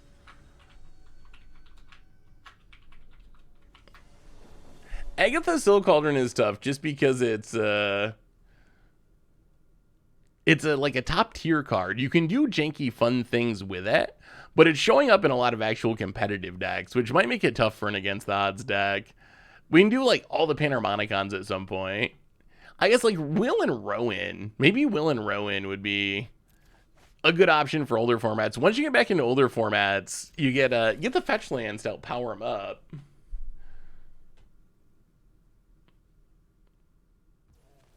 When's the next Planeswalker tribal deck happening? So it's gonna be interesting. Ooh, there's a 3 blind mice. We do really need a additional land. Sleight of Hand. Oh, it's got to be some sort of Spellslinger deck. Really? Wait, they must not have seen a land or something. Okay, sure. Sure, that is fine. That is fine. I'm gonna assume there's some sort of aggro-y Spellslinger deck. And we're gonna bring in a little more removal, some life gain. Run it like that. Immodane Unholy. Immodane. I feel like the Virtue is the real payoff for burn style decks. We're gonna keep this. Double channel land is super odd. Do you see this? Did you see that Beseiju? Oh wow. I don't know why it's here. We gotta play this. Look at that Beseiju. That Beseiju is crimped. Are they doing? Is that a misprint on Magic Arena? The top of that Beseiju definitely. Are my eyes deceiving me? Am I losing it? It's crimped. Did they put a misprinted Beseiju on Arena? That is definitely, look at that. When I zoom in on it, it doesn't work, but can you see the crimping? That is definitely crimped. How many mice? Hopefully a very large number. All of them. All the blind mice. We'll see if we can actually do it against our opponent's blue deck. We might need to kill some stuff first. All right, sleight of hand. This time our opponent's probably not going to concede. Yeah, Planeswalker Tribal is going to be in a tough place. Thanks to... Oh, Belmore. Yikes. Post-combat. Okay. Better than pre-combat. Planeswalker Tribal is going to be in a tricky place thanks to...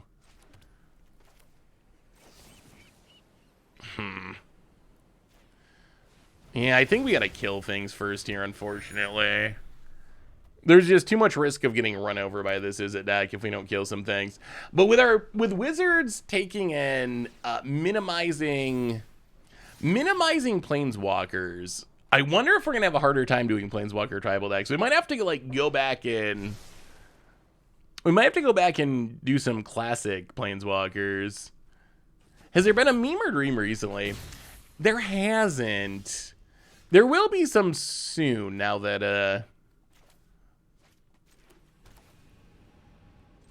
well, let's get down the 3 blind mice. There will be some soon now that we have a new standard format. Well, okay, so step 1 of this deck, 3 blind mice. Step 2 is we really want to Tamiyo it. Opponent combat attacks. We gotta get rid of the spell more, hopefully, or we might die. If they have a spell pierce here, we're in really sorry shape. Okay, consider triggers, pumps.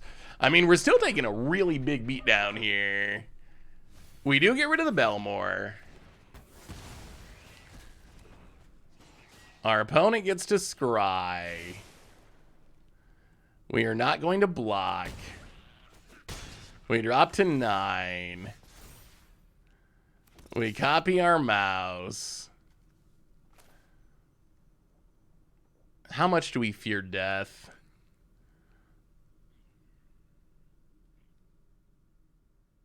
The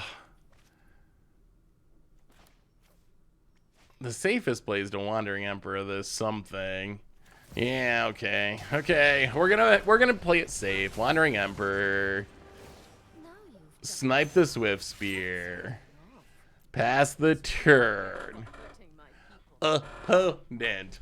Yeah, I think Krim did a video with a similar idea. Opponent.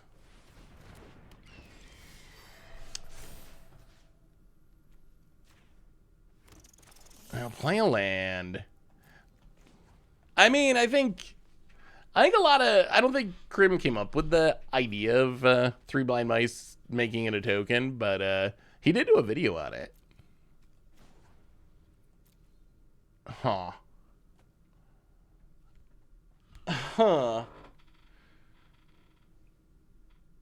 Yannick can make a copy of an enchantment, like 3 blind mice. How do we do this without dying is the question. Opponent only has 1 card in hand. You know what? I think we play Toski as well. Oh yeah, doesn't want to tap this Murex. All right, so play Toski is welcome. Take down Wandering Emperor, draw a card. See you later. May your blade strike true. And pass the turn, try to remain alive. Next turn, 3 blind mice goes in the graveyard, and we get to do the Tamiyo thing, which is what we're trying to set up. Opponent. Scalding Viper. Well, okay. Kill the Ledger Shredder. Out of here. Out of here. Opponent bounces our token. Hearth Elemental to draw a couple cards.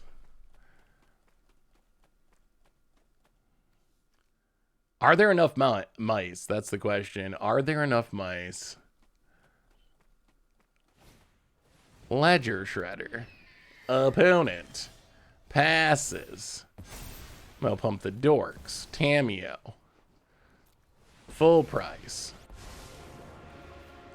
My flesh was a sick Get back to 3 blind mice. we are Make a mouse draw a card. future.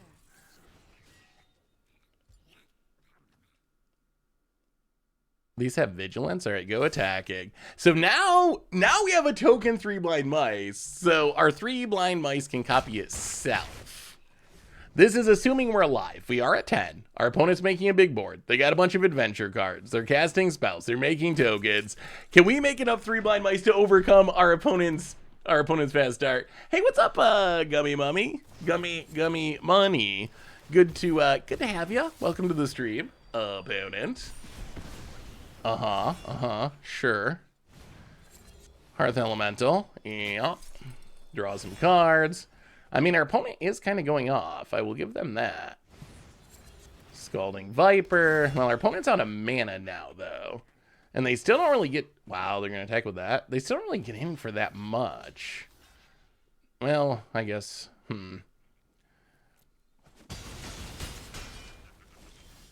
It might be enough. So 3 blind mice copies 3 blind mice. We draw a tap land. Can Tamiyo do anything useful? Tap up to one target artifact or creature. Doesn't untap during its controller's next untap step. Graveyard. No blind mice. So Tamiyo. Tap the Ledger Shredder. Bow before Phyrexia. Play the tap land.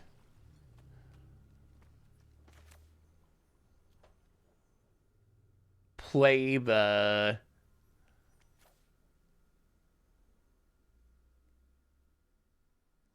Three blind mice.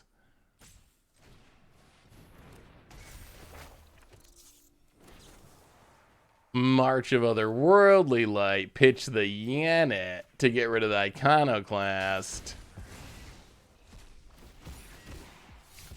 This might just be too slow. Our opponents went super wide, super fast.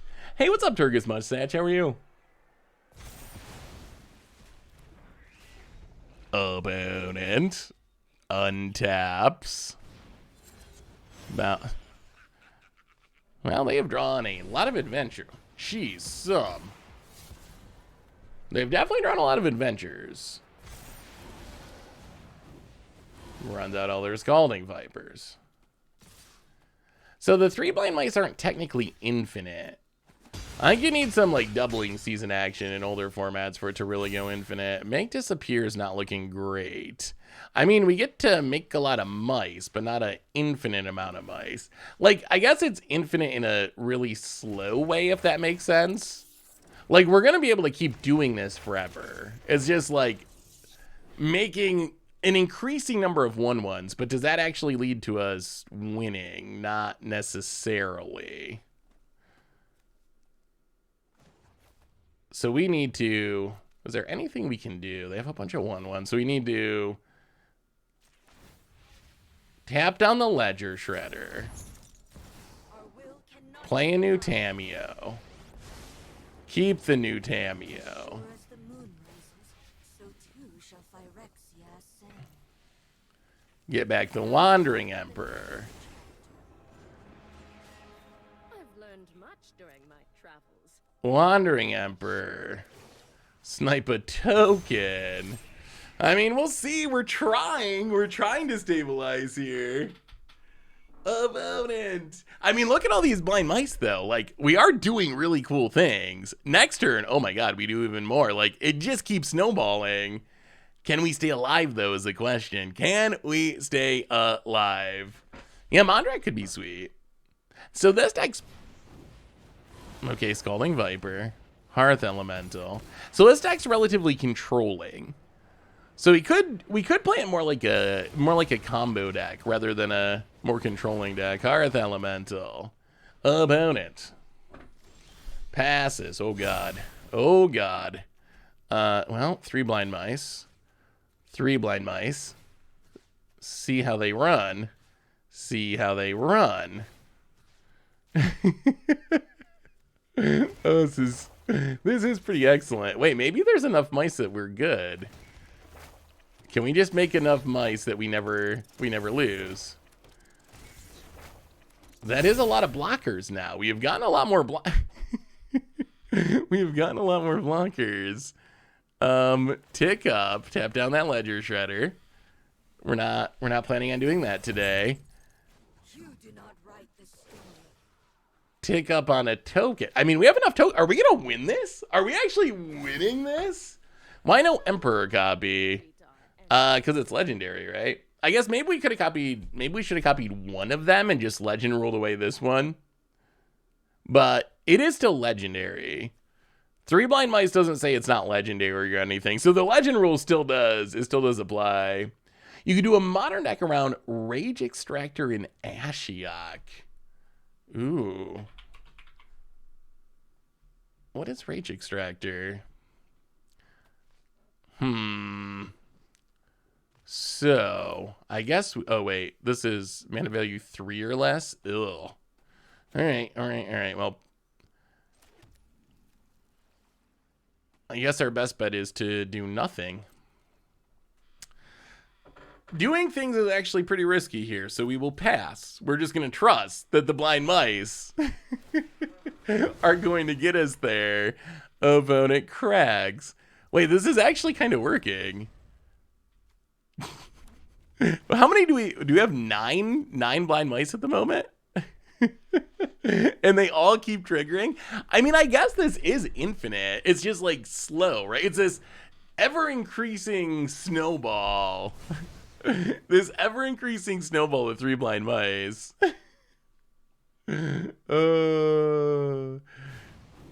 Opponent, Eon Frolicker. That is a little bit of a concern because it has flying. Flying's not great for us. If we cast this, though, we take 2 damage. Well, I guess we have the Ganjo, so opponent. Thinking. You getting in there? Are the mice too good for you? Oh my god, they're too good for him. Our opponent can't beat the blind mice. Cannot beat the blind mice or the mite. And we get to draw a card. Witoski is welcome. Okay. Well, let's get a few triggers. Let's copy a few sagas. Wait, there's going to be a turn where these all go off at once, right? And our team's going to get like plus a million? Wait. It's still happening. Okay, mouse, draw. I can't believe this is working. I can't believe it. Yes, grow the dorks. Well, you will snipe this Ledger Shredder because that's kind of annoying us. Try not to miss me. And Tamio, 2 loyalty. I want to get back that 3 blind mice. Okay, so tap down the flyer because that's annoying. Such an imperfect form. Play a second Tamio, 3rd Tamio. An opponent has been moused. It was a squeaker. Okay, this is actually pretty sweet. Yes, that was actually super fun. Wait, is that actually a thing you could do that's competitive? Now I actually want to try to brew on this deck because that was actually super sweet. Mondrak, Mondrak seems perfect for it, right? I wonder, could it be better as a token shell? What if it's a token shell instead of more of a control shell? What other ways? So the question is, what other ways are there, chat, that we make a token copy of 3 blind mice? That's a question. What other ways are there? Are there other ways? So, not in white, apparently. All right, let's check this real quick. So, not in white. In blue. Yeah, Calyx. Calyx, I wonder if that could be worth it. C double can do it, but it's very expensive. You need 7 mana. Because you got to copy it on the stack, so it's probably too much. That only works on artifacts. That would be a lot of work to turn it into an artifact. Jaxus, token copy of creatures. Lithiform Engine. Lithiform Engine's not in standard anymore. Kaya. Exile target creature enchantment if it wasn't in aura created to... Yeah, I don't know if I want a creature copy of it. That seems sketchy. Maybe that... Wait. Does Nahiri do it? No, only creatures or equipment. So Calyx does do it. When it or another enchantment enters battlefield, grow it. When it or an enchanted creature deals combat damage, you can copy non-legendary enchantment you control. Yenna does it. Yenna also can copy the Toski is welcome. I guess there's ways you could turn them into creatures and then you could copy them. Well, maybe there aren't that many other ways. So the next question is, should we be playing some token stuff? So the most obvious is Mondrak. Would we rather focus on Mondrak than like the more controlling aspects?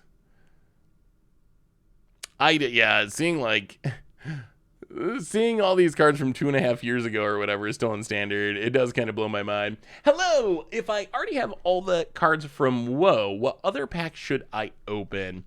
Ooh, that is a really good question. So if you look at standard and look at the sets that are legal in standard, I would say here's my super quick tier ranking. So no rotation for another year. So when we do finally get to rotation, these bottom 4 sets will be the one rotating out up to Streets of New Capenna, but that's a whole year from now, so I don't think it actually matters. I would say just based on how much you will play the cards. Ooh, I'm curious, chat. What is the set behind Wilds of Eldraine? I think Kamigawa is the most played set. I haven't done stats on it or anything, but I would say I'm pretty sure that Kamigawa would be the next set that I would want in my collection. I also think that this will give you the most cards if you want to play like Explorer or Historic eventually. So I'd probably go Kamigawa as the next set I opened. And then I guess it also depends on what your archetype is. Like if you really want to build a toxic deck, then you're going to need to get Phyrexia. If you really want to build an artifact deck, then you're going to need to get Brothers War. But I think in a vacuum, I would probably go Kamigawa next, and then maybe Dominaria has Sheoldred. I think Phyrexia is a pretty good set. Aftermath is easy to collect because it's small. I don't know, Kamigawa. Kamigawa would be my next one. Brothers War is a good choice too. Sheoldred would be in standard for how long? Ever, I think, mostly. You know what? We're not gonna rebuild the deck now. Let's just play another game with it. Yeah, so the new current rotation schedule is that cards live in standard for 3 years.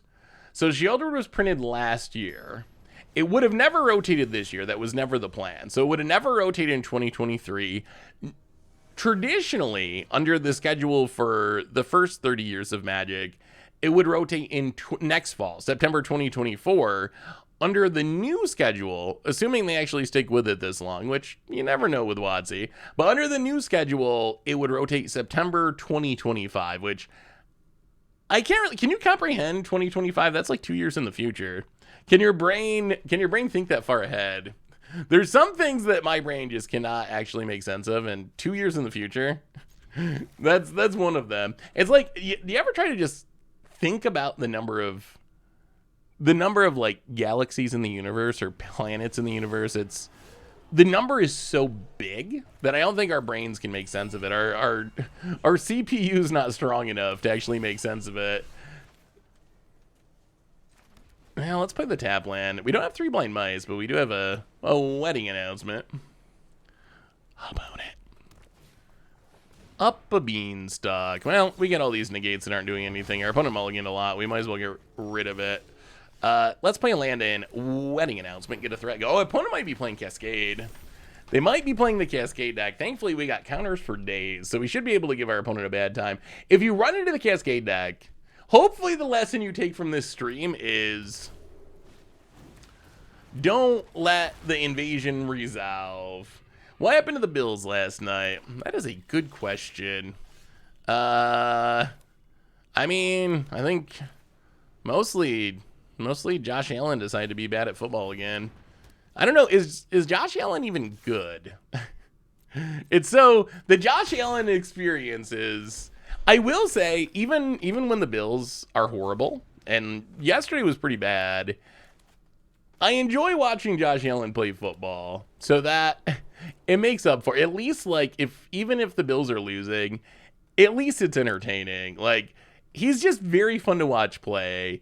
Sometimes it's a horrible experience, like last night when he has 4 turnovers and somehow you lose to the equivalent of Sparky. Like, it's just like there's no way that should actually happen. On the other hand, he is just an entertaining player. Even last night when he was playing horribly, he's so funny to watch because like it's just who he is. Like, he doesn't give up on things, even when he should give up on things and just like run out of bounds. He doesn't. There was a play last night when I was watching it where it was like 3rd and 15 or something, and he tried to scramble for it, and he scrambled like, I don't know, 3 yards. Or he was like, there was 0% chance. It was the no outer. There was no way he's gonna get the first down. And instead of just going down like a sane person, he tries to like hurdle 3 defenders and like, it's like, oh, come on. Like, I get it. Like, you like doing that, and that's I'm glad when it works out. That's awesome. I'm glad you have the ability to do that, but you could also just not do that and avoid getting smacked by 3 really large people and like staying healthy and whatnot. So yeah, I sometimes wonder if his brain works. Yeah.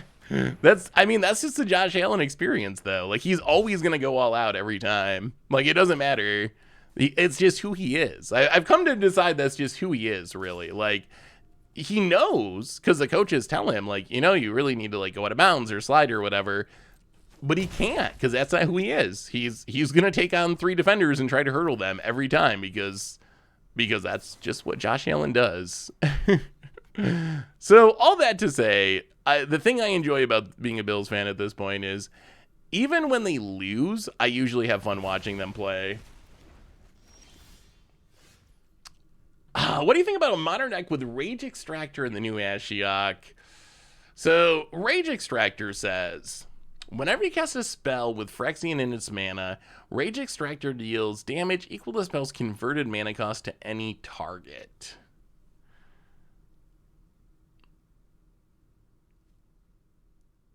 So, would the idea just be like, play Ashiok, play a bunch of Phyrexian mana spells, and cast them? And not take damage from them?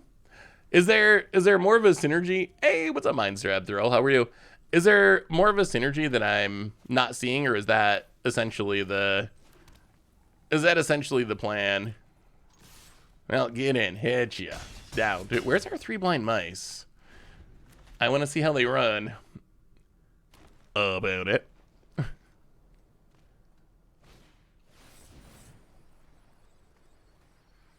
Archangel with kicker. Yeah, sure, whatever. Kick away, Archangel. Kick away. We might just... I mean, we'd always just Sunfall. The thing we really don't want to resolve is Atroxa, I think, is the biggest. What we really want to find is a 3 blind mice. Elspeth Smite, not great. Well, okay. Actually, you know what? Let's play Yana. Let's play Yana past the turn. Opponent looking at our Yana. Ossifying Ariana. Yeah. Yeah. Gets and hits us. Down to 13. Alright, last card, Sparse Headquarters cycled. We draw Fateful Absence. I wish we could... Boy, we got double Toskia's welcomes. If we could only get a body on the battlefield, we would actually start drawing a lot of cards. We need a 3 blind mice. We need a 3 blind mice. Opponent, another Archangel. Well, okay. I guess it's gonna be Sunfall time, and if our opponent untaps an Atroxus, we're gonna be very disappointed, but I think that's where we're at now. Opponent combat hits us down to 8. Play the land. Play the land. It's a land, right? It's gotta be a land. Is it not a land? What is our opponent thinking about? With Rage Extractors, you play a Phyrexian mana card, and with Ashiok, you put the cards in exile for its ultimate, as well as giving damage through Rage Extractor, 2 different angles for a burn. That's a cool... I mean, that's a fun idea. I think... It sounds like it would be fun to mess around with. I think it would be super fun to, like, play as a casual modern game. I would be surprised... Oh, God. Well, I think that does it. Boy, we could not hit those lands. And now there's way too many dorks. Yeah, that's actually pretty sad. These Toskia's welcomes are like almost embarrassing here. So we can kill one. We can kill another. 1, 1, 2, 1, 2, and block one. I mean, I guess technically we're alive. Oh, we really needed to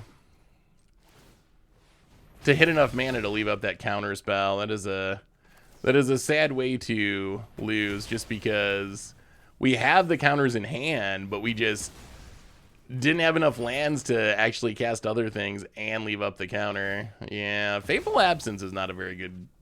Fateful Absence is a card that I've dropped down on a ton. Giving your opponent a free card is very not good. Down to 2. Plays a land. Well, there's all the lands that we couldn't find earlier. Yeah, so I think Rage Extractor, it seems like it would be a fun casual deck to try to mess around with. I can't imagine that a 4 or 5 mana enchantment into Ashiok would be something that would actually win much. What would be the Phyrexian mana spells to play with it? I guess that's the other question.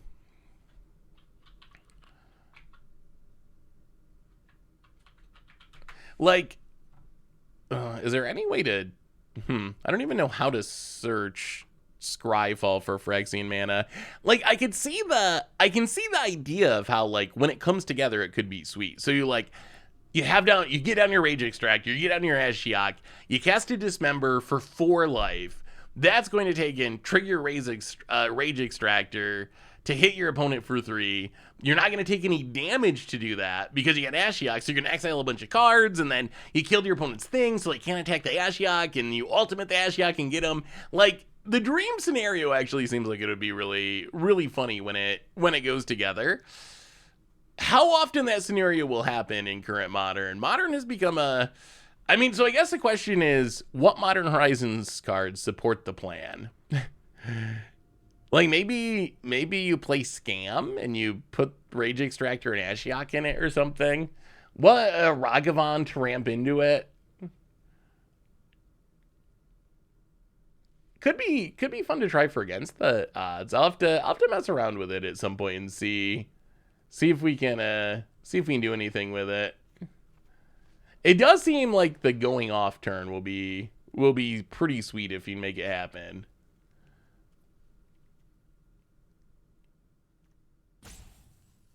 Can we make it happen? That's always the question, isn't it? I don't really like Gabakhan in this matchup. I feel like Gabakhan's actually pretty sketchy. Oh, I can't believe we lost that game, honestly. Well, alright. More counters it is, because they worked out so well last time. I saw Crims through my mice stack. Kind of upset he didn't notice the interaction, even if it's non-optimal. Wait, what interaction did he not notice? Hey, wow, we actually have combo pieces this game. All right. 3 blind. We got a counter spell. We got 3 blind mice. We got Toskia's welcome. I mean, this is the kind of hand we're looking for. We got the Tameo to get it back and do the thing. Check out Defiler of Flesh. What is that? The black one?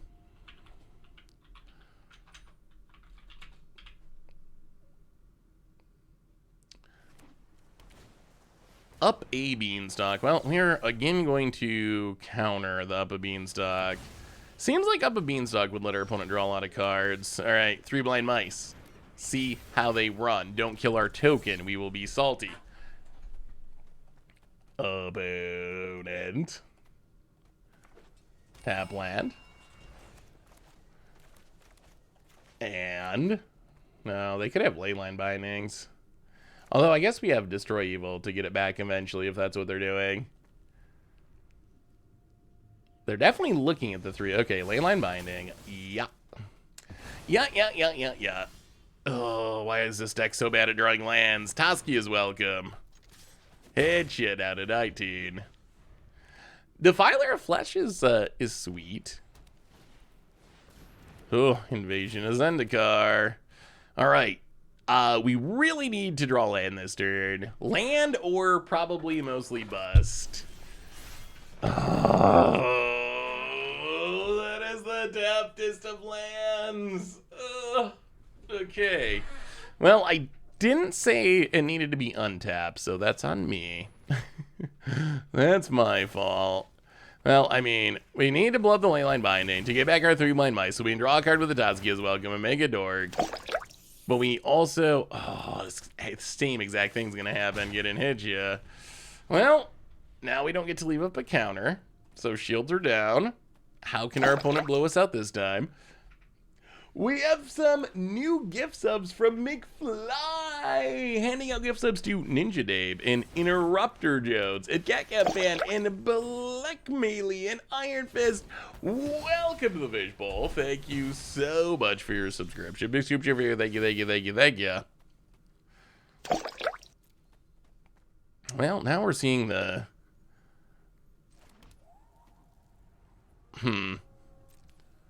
Now we're seeing the downside of 3 blind mice, which is if our opponent can kill our stuff, it does nothing forever. Yeah, maybe a token shell would just be a better way of doing it. In a token shell, at least we can have something to copy. Maybe like an actual Bant tokens? I'm sure the deck would be worse overall, but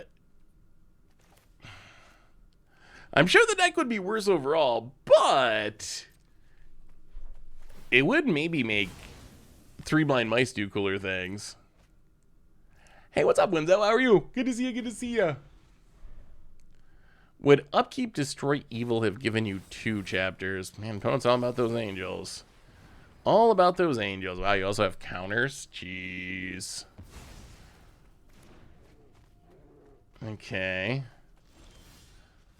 Well, 3 blind mice. We would like to play... So if we Tameo for 3... 1, 2, I think we do it. I think we gotta do it. I think we gotta get the Tameo down. We're gonna lose it, but I think it's worth it because we get our 3 blind mice and we get to leave up this counter, which is sort of something.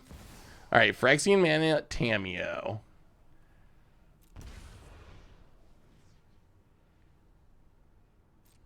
Play it. Opponent. Let's it go. Well, we're going to exile the 3 blind mice. Get a token copy of 3 blind mice. Which is what we want to be doing. Okay. Token. Welcome. Draw. Well, pass the turn. Now the 3 blind mice can copy itself. Which means if we can just keep our stuff on the battlefield... I mean, we gotta try it. Like, we're committed to this plan at this point. We are committed. Opponent, what do you got? Okay, Herd Migration. That doesn't make us immediately die. So 3 blind mice. Copy the 3 blind mice. Draw a card. Play in it. Play a tap land. Pass the turn. I mean, it does make us slowly die, which is an issue.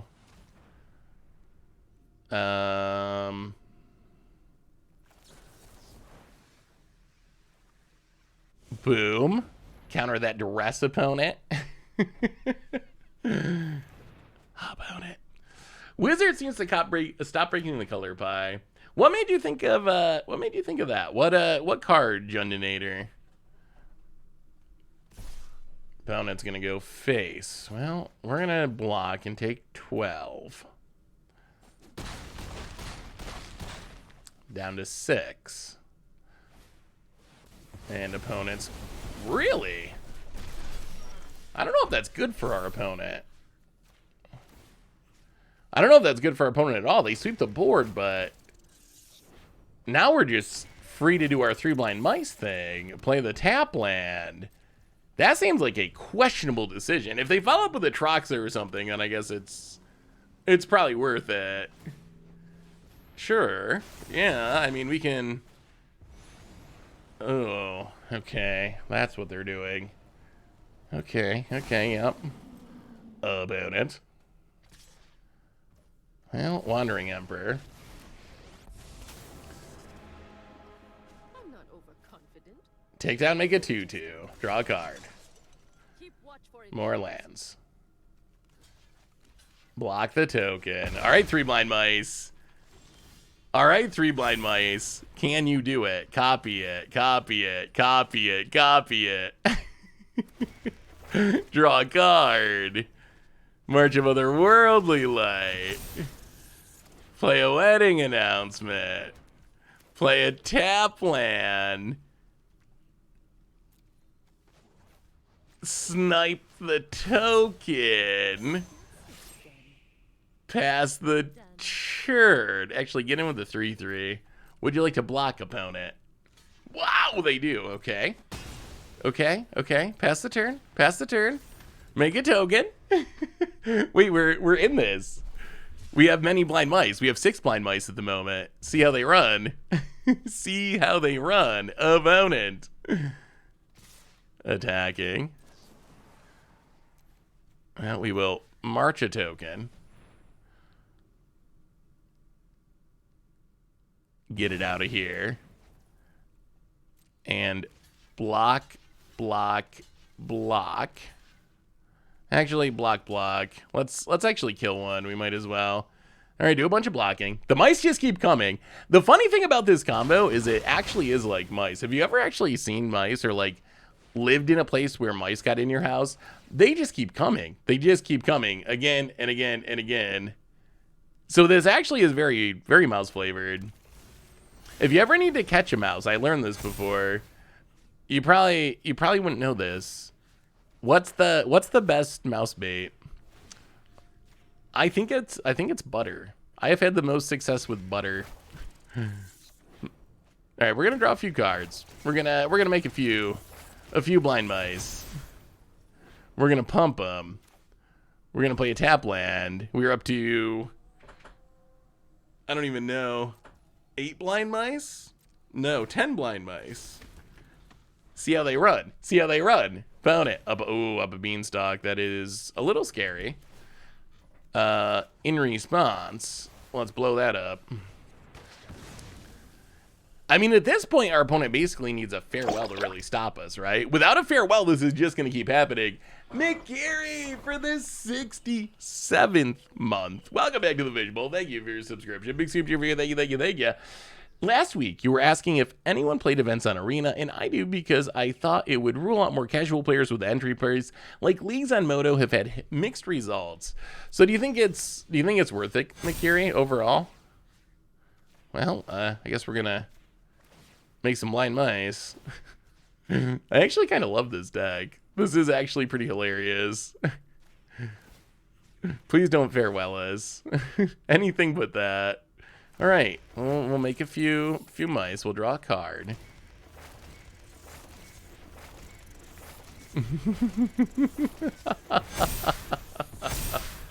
And yeah, we're gonna go a little aggro now, opponent. We're gonna go a little aggro. Here comes the mice. So we're up to 16 blind mice. See how they run. See how they run. Opponent. You can't beat the mice. Cannot beat the mice. This is one deck where Taskia's Welcome is better than it is once per turn. Oh yeah, we might mill out if with actually no, I think I'd be fine with it. Even if we did mill out, it would be fine. But yeah, you're right. We probably would mill out by making all these 1/1s. Omiric's gonna be nice. That'll let us make tokens during our opponent's turn. An opponent scoops it up. Remember when we did this or that magic? Have any of you been around that long that you remember the this or that magic series? Where we would take like 2 random things. It made me think of it because someone just said mice or rats. And that was like the entire concept of of that series. Like pick 2 random things and use a game of magic to settle the debate. I wish there were more. I wish there were more ways to support casual, like that rage reflector idea. Yeah, I think we did cats versus dogs. The rage reflector idea is super, super cool. The problem is modern's just so pushed. How do you? I wish there was a way to have like a casual queue. I don't know what that would look like. How could you make a world where you could actually like play a deck like that versus other people who are trying to do similar things? Like how do you make a queue where Go Magic? Yeah, Go Magic is a good one. I could see Go Magic coming back at some point. Like Phil and I we did that no ban list video, which was kind of Go Magic-y. So I think it's kind of like a memer dream where it's not a regular thing and it comes up when it comes up, but I'm sure there'll be more in the future. I wish there was a way to do it. I don't know how to enforce it. Ooh, hounds or dogs? Snakes or nagas? What are nagas? I know the only reason I know that nagas are a thing are because of Hearthstone. That's like one of the supported creature types in Hearthstone are nagas. Are nagas? I know they're also like there's some cards named Naga in Magic, but like, are they a real thing? Like outside of gaming? Oh, snake people. Okay, so not exactly. Oh, they actually got down there up a beanstalk this game. That's probably not ideal. Probably not ideal. Well, let's S and scatter that. If we can keep our opponent from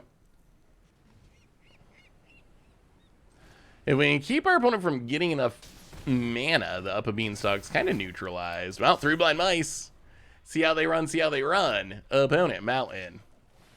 Really? How do you always have that draw, opponent? How do you always have that draw? Alright, so opponent, Invasion of Zendikar, off the top Eerie Stomper, with an up a beanstalk. We very sadly miss our land drop and get in for 1. This deck might need more lands. This deck, there's been a constant struggle to hit land drops with this deck. I'll play the land, go to combat, attack you. Opponent, down to 17.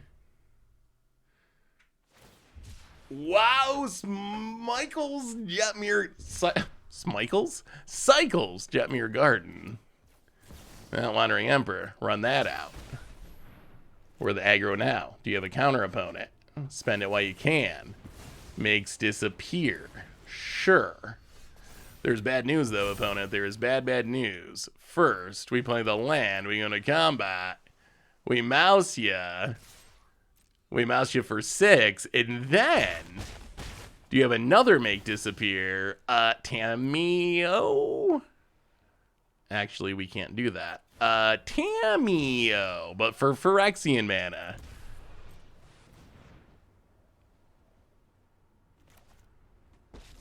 Resolves. Well, you know what we're up to. 3 blind mice, 3 blind mice. Get it back. Do it again. Token form. All right, let's see what whammies our opponent has. Leyline Binding. Draws a card. Gets rid of the 3 blind mice. What? Wait.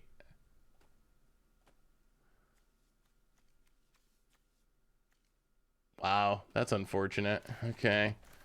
Well, our fun has come to an end.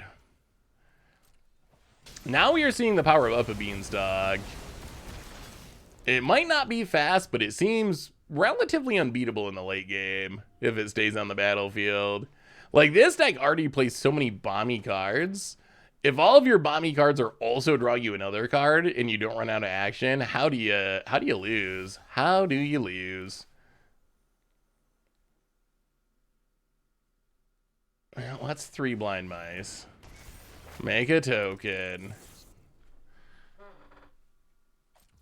Pass the turn. This is gonna be so close. Opponent. Cycles Jetmir's Gardens. Hold, big incubate. Well, turn on the incubate. Untap. Copy the mouse. I wish we had green mana for this Vine Stalk. The Vine Stalk would pretty much be lethal. Go attacking. Opponent. Down to 1 point of life. Cycle Spara's headquarters. Are we going to get there? Are we going to get there? Are we going to get there? Opponent Mountain. Yes. I mean, we do have 2 Make Disappears.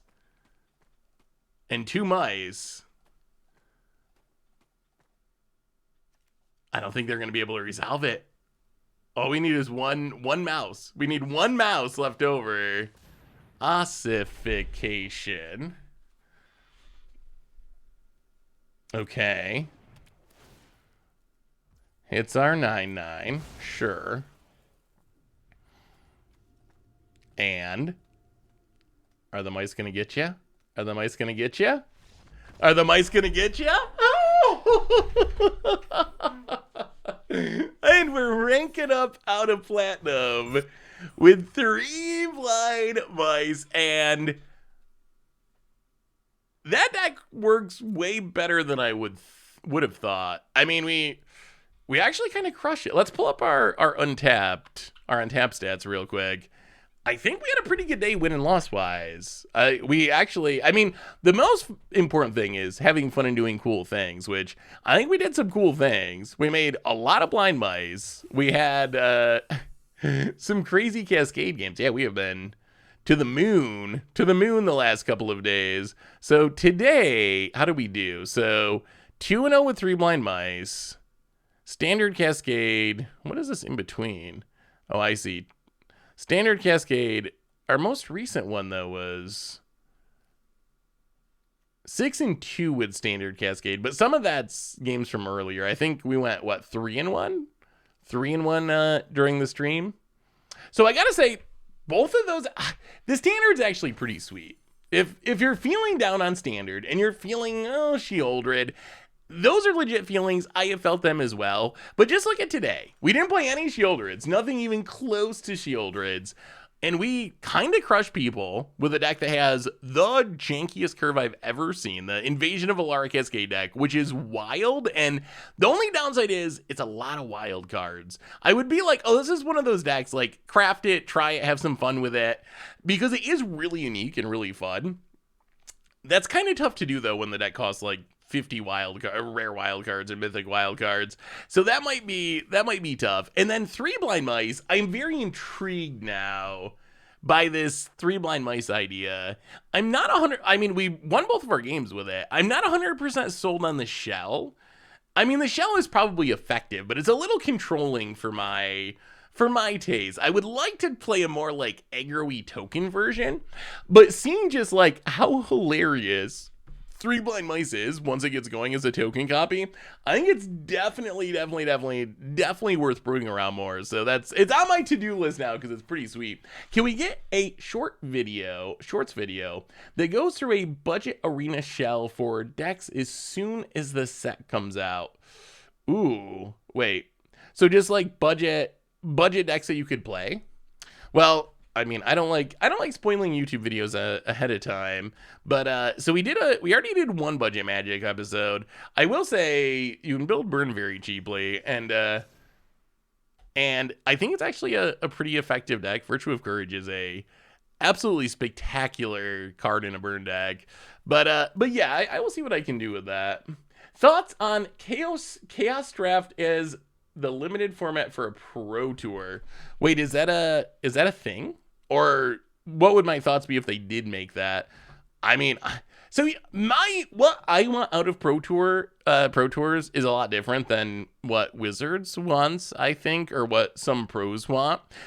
Some pros, I think, are fine with it. I want the best entertainment product possible. I think a Chaos Draft would be absolutely awesome. Like, I think it would be super cool to have all these really good players not know what packs they were drafting out of and have to think on their feet and figure out how to make something work out of these packs. The problem is yes, we will be rating someone. The problem is that Wizards has this thing about, like, we need pros to be able to practice. We need pros to, we can't change things ahead of time because people are tuning their decks. So I don't know. What is the link to Ben's Twitch, Duga? So I don't know if Wizards would ever go for it, because Wizards, like, doesn't even want to, like, ban something a couple of weeks before a pro tour because they're afraid it's going to throw off people's testing. So I would love to see chaotic think on your feet chaos draft pro tours.